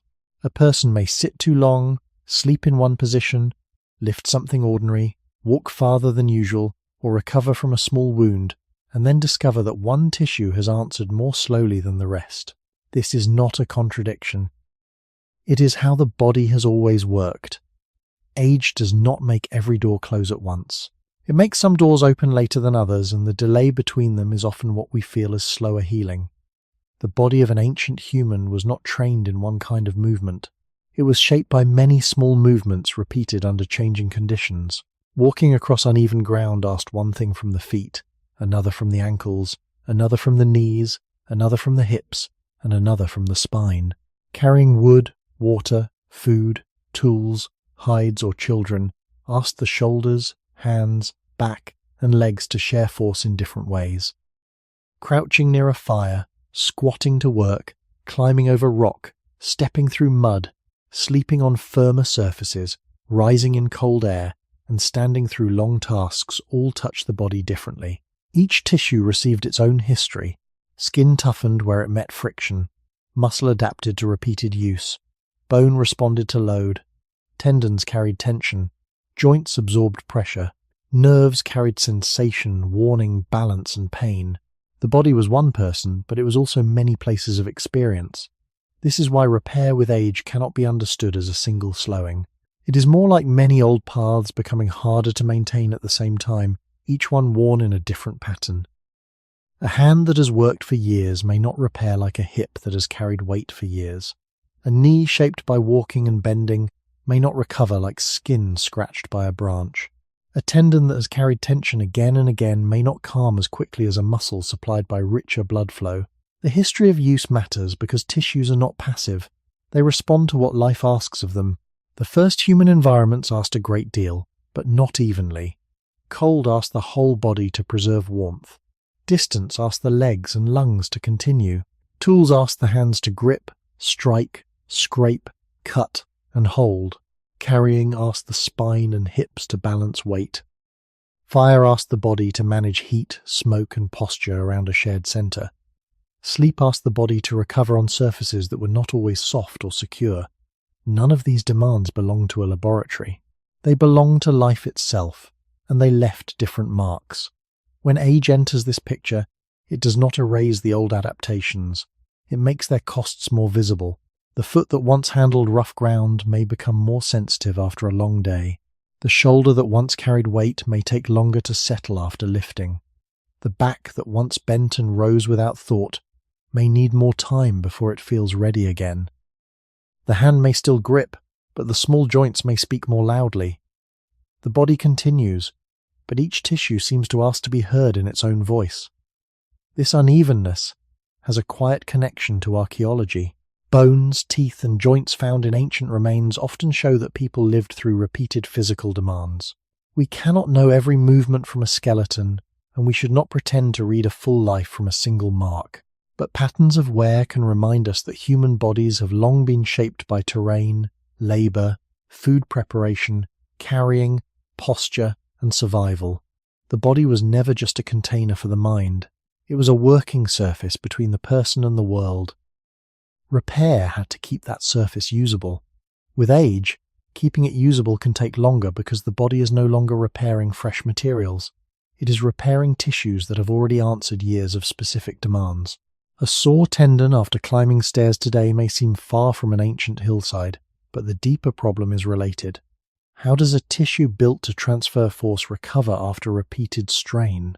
A stiff back after sitting may seem modern, but the spine has always had to balance posture, load, and rest. A tired hand after simple work may feel ordinary, but hands have always been central to human survival, from stone tools to woven fibers to firewood and food. The difference is that age makes the old relationship between use and repair harder to ignore. Different tissues have different needs, and an older body may have less ability to make all those needs disappear quickly. The ancient body moved through landscapes. The modern body moves through rooms, roads, chairs, beds, screens, workplaces, and homes. Yet both bodies carry a map of use. Where there is repeated pressure, there may be adaptation. Where there is adaptation, there may also be wear. Where there is wear, repair must return again and again. Slower healing with age is partly the story of those returns becoming less hidden. The body does not only ask, "What was damaged today?" It also asks, "What has this place already carried for a lifetime?" The body we live in is older than the rooms we sleep in. It is older than the chair, the screen, the elevator, the soft mattress, the constant lamp, the full refrigerator, and the warm house that holds the same temperature through the night.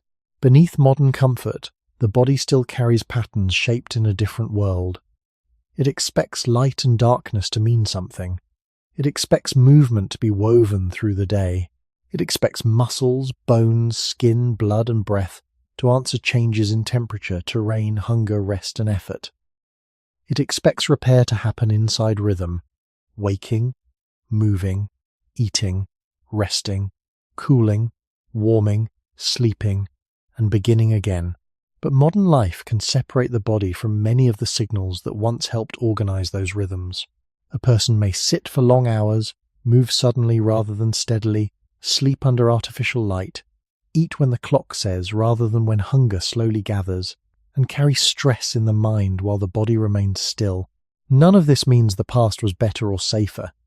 Ancient life could be harsh, uncertain, and dangerous. But it does mean that the body's repair systems were shaped in conditions very different from those many people now inhabit. This difference matters when we ask why repair feels slower with age. Aging already makes the body manage less reserve, less flexible tissue, and slower coordination between immune response, blood flow, and rebuilding. A modern environment can add another layer by asking an ancient body to heal while living in patterns it did not originally grow from. Long sitting may leave some muscles underused and others tense. Little exposure to natural light may disturb the feeling of day and night. Poor sleep can make recovery feel incomplete because sleep is one of the body's great organizing states for restoration. Chronic stress can keep the body more alert than it needs to be, even when there is no immediate physical danger. Rich and steady food can protect against hunger, but it can also make the body's energy world very different from the older rhythm of effort and intake.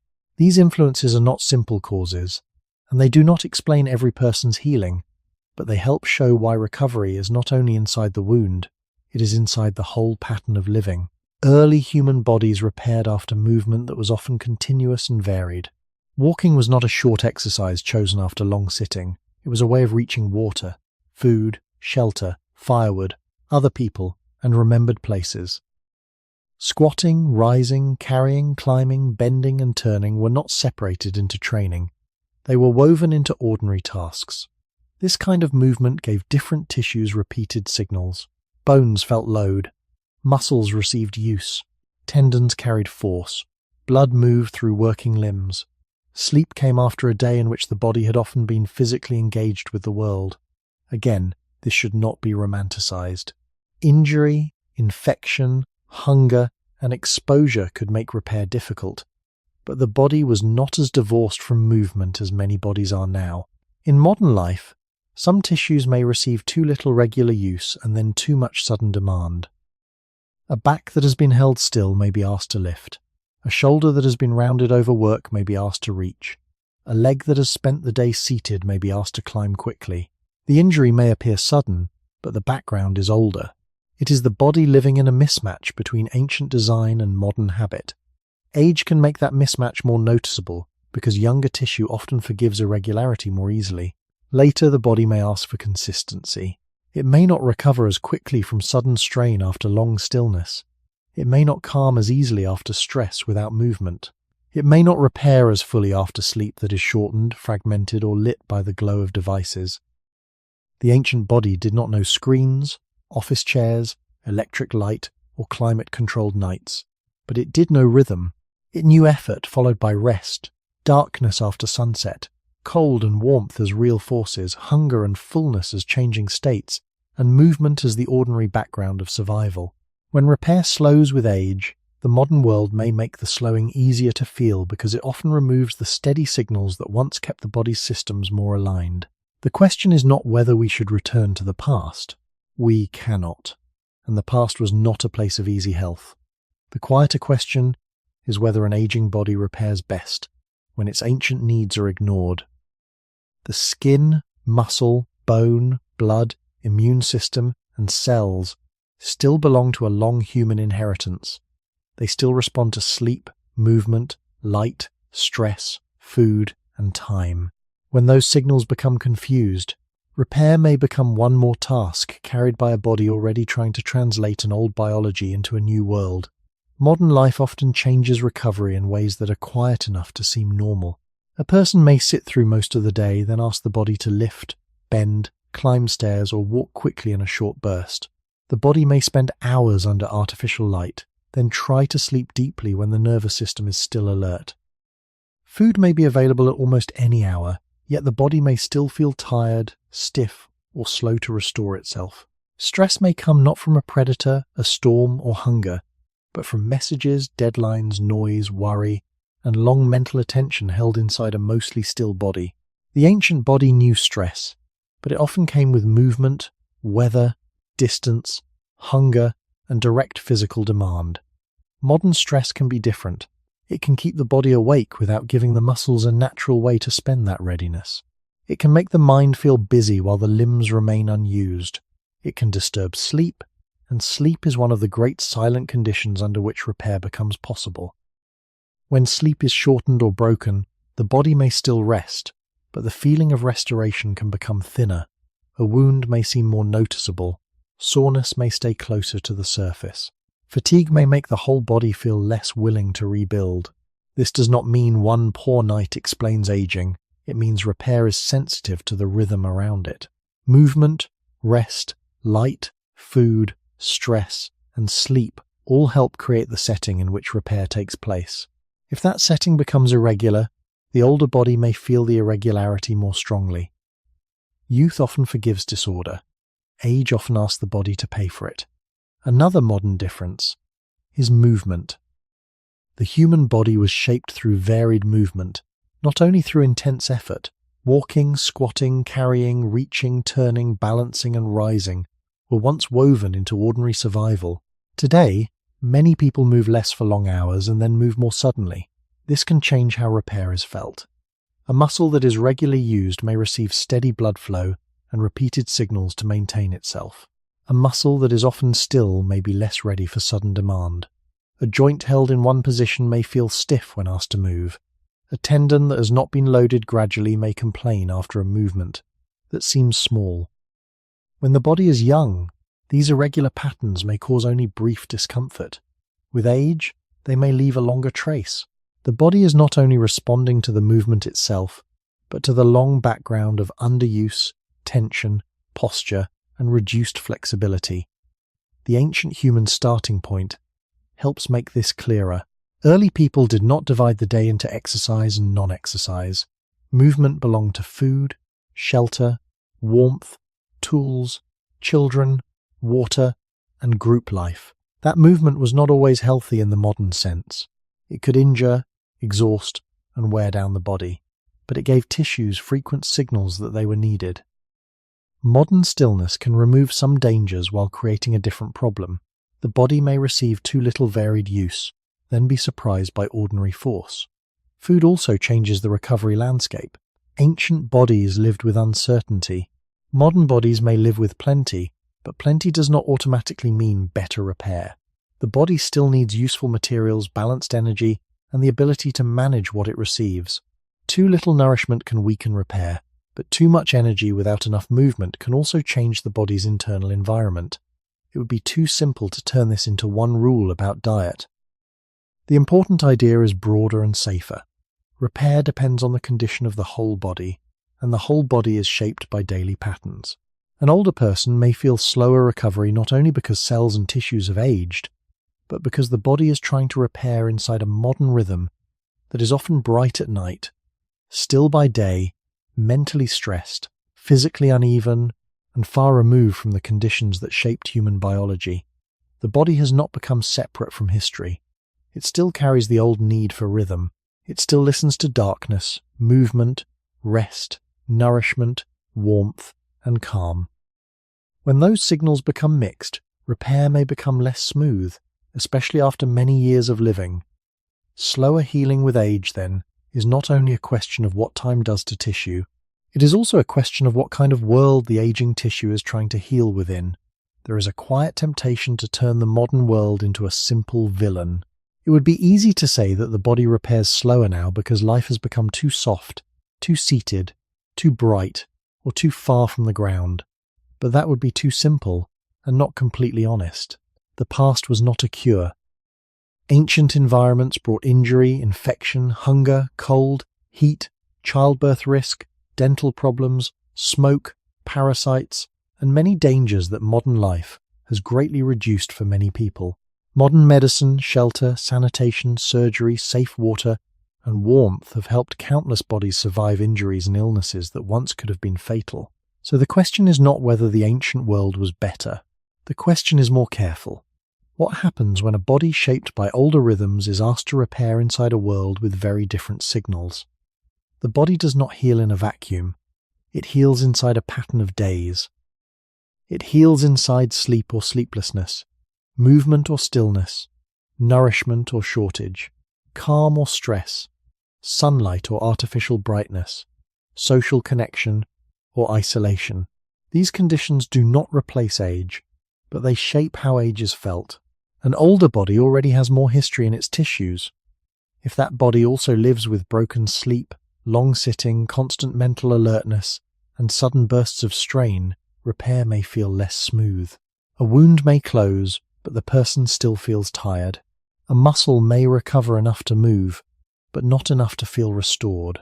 A joint may no longer be truly injured, yet it remains guarded by stiffness. The body is not refusing to repair. It may be trying to repair while translating confusing signals from the world around it. In early human life, many signals were harsh, but they were also physically direct. Darkness usually meant night. Cold demanded warmth.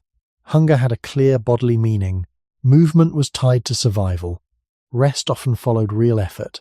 Social life happened through voices, touch, shared space, and shared tasks. Again, none of this made life easy. But the body's systems were formed under conditions where environment, movement, and recovery were closely linked. The modern person may live in a safer world, yet the signals can become separated.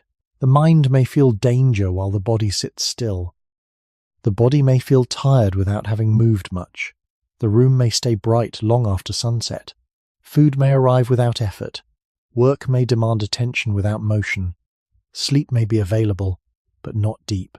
Repair then happens inside a rhythm that the body may find harder to organize, especially later in life. This is why slower healing with age is not only a story of cells becoming older, it is also a story of context. A cell receives signals from the tissue around it. Tissue receives signals from blood flow, movement, hormones, immune activity, temperature, and rest. The whole organism receives signals from the world. If the world tells the body to stay alert, stay seated, stay lit, stay busy, and then suddenly asks it to lift, run, bend, or recover, the older body may need longer to find its way back to balance. This does not mean modern people should imitate ancient life. The body does not need hunger, danger, or exposure in order to be human, but it does remind us that repair belongs to rhythm, not only to treatment. Long before hospitals, the body repaired through cycles: activity and rest, warmth and cooling, hunger and nourishment, daylight and darkness, damage and rebuilding. Age makes those cycles more important because the margin for confusion becomes smaller. A younger body may absorb irregularity with less complaint. An older body may turn irregularity into a longer echo. This gives the title a deeper meaning. Why does the body repair slower with age? Not only because skin changes, or muscles change, or immune signals change, or cells carry more history. It also repairs slower because the aging body is trying to mend itself inside a life that may not always give clear support to the ancient work of healing. The body began in landscapes, seasons, movement, sleep, hunger, care, and danger. It now often lives in rooms, clocks, chairs, screens, abundance, and mental pressure. Between those two worlds, the old repair system continues its quiet labor. It still tries to close the skin, calm the tissue, rebuild the muscle, settle the joint, and return the person to life. But with age, every return asks for a little more order from the world around the body, and sometimes that order is harder to find. By now the question has changed shape. It no longer feels like a narrow question about a cut on the skin or soreness after effort. It has become a question about how a living body carries time. Repair slows with age because the body is not one simple thing that can be reset. It is skin that has guarded a border for decades. It is blood vessels that have carried warmth, oxygen, immune cells, and materials through countless ordinary days. It is muscle that has worked, rested, weakened, rebuilt, adapted, and sometimes been neglected. It is bone that has remodeled under weight and strain. It is an immune system that has answered infections, wounds, irritations, and old alarms. It is cells that have made energy, copied instructions, cleared damage, and continued their quiet labor long after youth made that labor invisible. The older body still repairs, but it repairs through a world already written inside it. That is why one cause is not enough. A small wound may heal more slowly, partly because skin has changed, partly because blood flow may not be as responsive, partly because inflammation may take longer to settle, partly because cells may not divide or organize with the same ease, partly because sleep, stress, food, and movement shape the conditions around healing. The body is not failing in one place. It is coordinating many older systems at once. In youth, those systems may feel like a clear stream. Later, they may feel more like a river moving through stones, bends, old branches, and slower water. The direction remains, but the passage is different.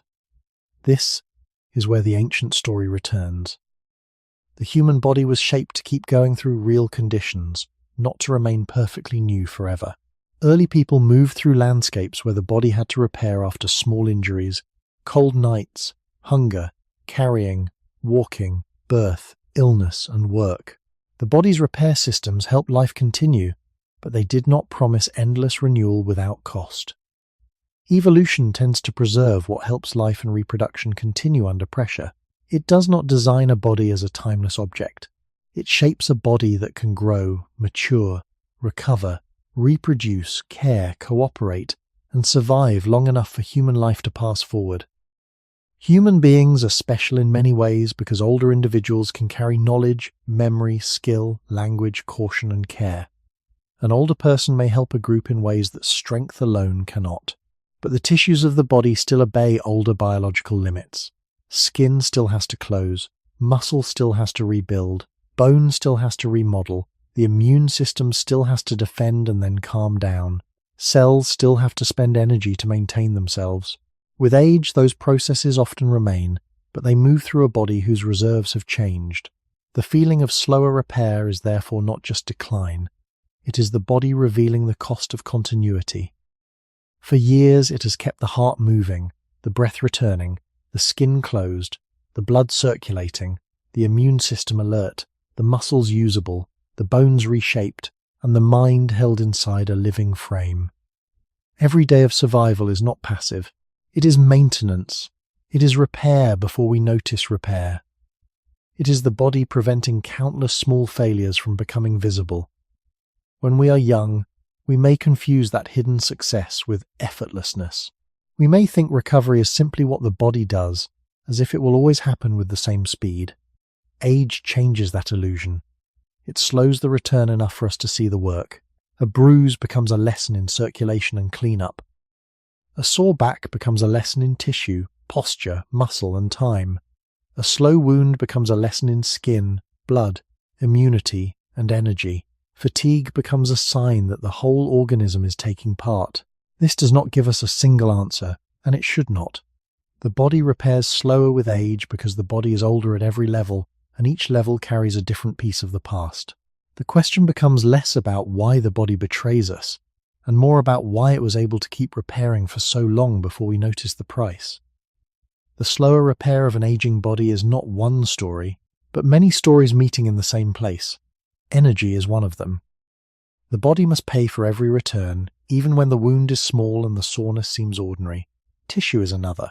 Skin, muscle, tendon, bone, blood vessels, nerves and joints each carry their own history, and each repairs in its own rhythm.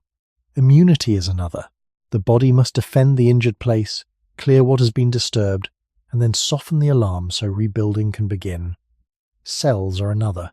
They have spent years making energy, copying instructions, managing stress, and keeping tissues alive. Environment is another. Sleep, movement, food, light, stress, temperature, and social life all shape the conditions in which healing happens. Evolution is another. The body was shaped to continue life under pressure, not to remain endlessly new.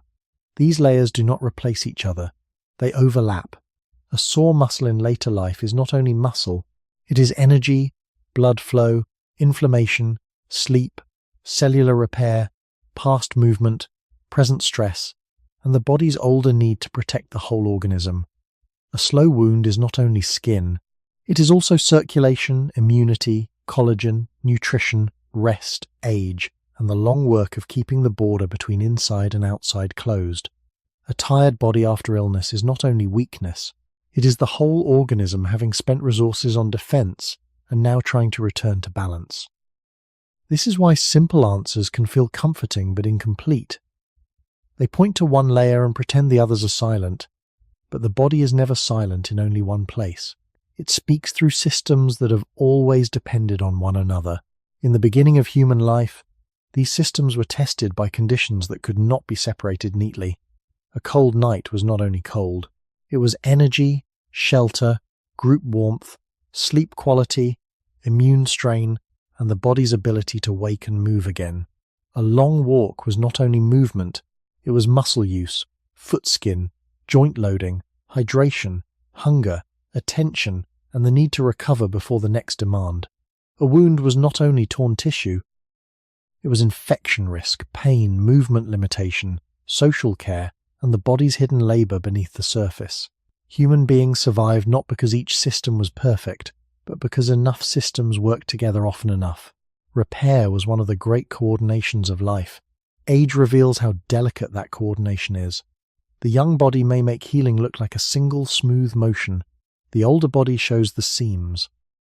It shows that skin is not separate from blood, that blood is not separate from energy, that energy is not separate from sleep, that sleep is not separate from stress, that stress is not separate from immunity, and that immunity is not separate from the long record of life already lived.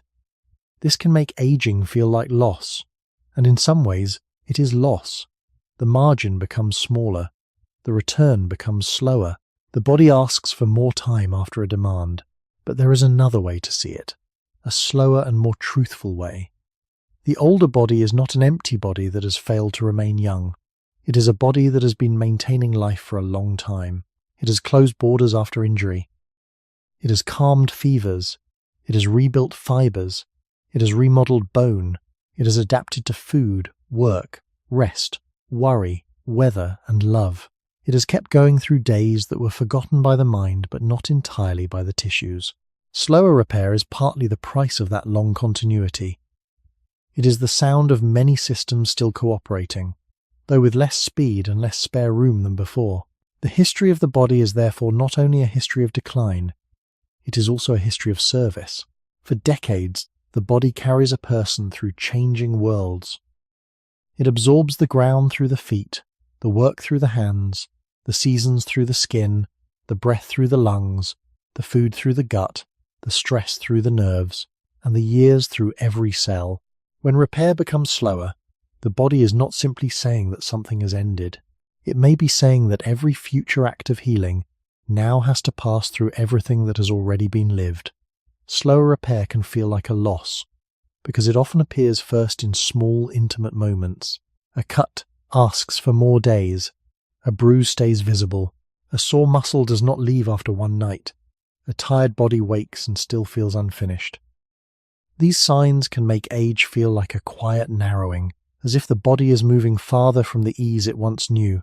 But if we listen more slowly, another meaning appears. The body that repairs more slowly is not a stranger. It is the same body that has repaired itself countless times already. It has closed skin after scratches we forgot. It has calmed swelling after bumps we never counted. It has rebuilt muscle after years of standing, walking, lifting, carrying, working, resting, and beginning again.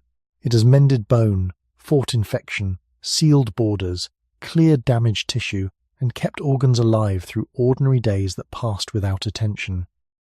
The older body does not arrive at repair empty-handed. It arrives with a long record of service. This does not remove the difficulty of aging, and it does not make pain poetic. Slower healing can be frustrating, limiting, and sometimes serious. A wound that lingers should not be ignored. A body that changes deserves care, not only reflection, but the deeper human lesson is that repair has always been a fragile gift, not a permanent guarantee. In youth, the gift may feel automatic. In age, the same gift becomes visible because it asks for more patience. The body begins to show us the work it was doing all along. This is where the story returns to the earliest human beginning. Long before written history, long before medicine, long before anyone knew the names of cells, tissues, immunity, or collagen, human beings survived through bodies that could keep returning after damage. They walked with sore feet, carried with tired backs, healed from cuts, endured fevers, recovered after childbirth, rose after cold nights, and stayed with groups that made survival more possible. Some healed quickly, some healed slowly, some did not heal enough. The past was not gentle, and it should not be made into a dream. Yet from that long past comes a truth that still belongs to us. The body is not merely an object we possess. It is a living companion shaped by time, environment, energy, and relationship. It has always needed food, warmth, rest, movement, safety, and care from others. It has always repaired better when the whole life around it gave repair a chance. Age does not erase that need. It makes the need clearer. The modern world often teaches people to see the body as something that should perform, recover, and return on command. We ask it to heal quickly, sleep briefly, work long, sit still, move suddenly, stay alert, and then be calm at night. When it does not obey, we may call it weakness. But an older body may be telling a quieter truth. It may be asking to be understood as a system with history. A wound is not only a wound. It is a request for materials, energy, blood, immune balance, cellular work, and time. Soreness is not only inconvenience. It may be a message from tissue that has carried use and strain across many years. Fatigue is not always laziness. It can be the body gathering resources for maintenance we cannot see. To understand slower repair with age is to become less cruel toward the body, without denying biology. It is to know that skin changes, muscle changes, blood vessels change, immune timing changes, cells change, and the environment around the body matters. It is also to remember that change is not the same as worthlessness. A slower body can still be a meaningful body, An older body can still hold memory, tenderness, skill, caution, attention, and connection. It may not return as quickly from damage, but it carries a depth that youth does not yet have. This is the educational value hidden inside the question. Aging is not only a story of decline, it is a story of living systems reaching the limits of endless repair while still trying to protect the person inside them. The body repairs slower with age because repair has never been separate from time. It has always depended on energy, tissue, immune balance, cells, sleep, movement, food, stress, care, and the world surrounding the body. When those systems are young, they can hide their labor. When they are old, they reveal it. Maybe the gentlest way to understand aging is not to ask why the body no longer behaves like it did at the beginning, but to notice how long it kept repairing before we truly saw the effort. The same body that now asks for more time once carried us through days we barely remember. It kept us alive in silence. It repaired without praise. It held our breath, our warmth, our wounds, our hunger, our sleep, and our movement. And now, as repair becomes slower, it leaves us with a question that has no final answer, only a quieter way of listening. What does it mean to care for a body that has spent a lifetime caring for us?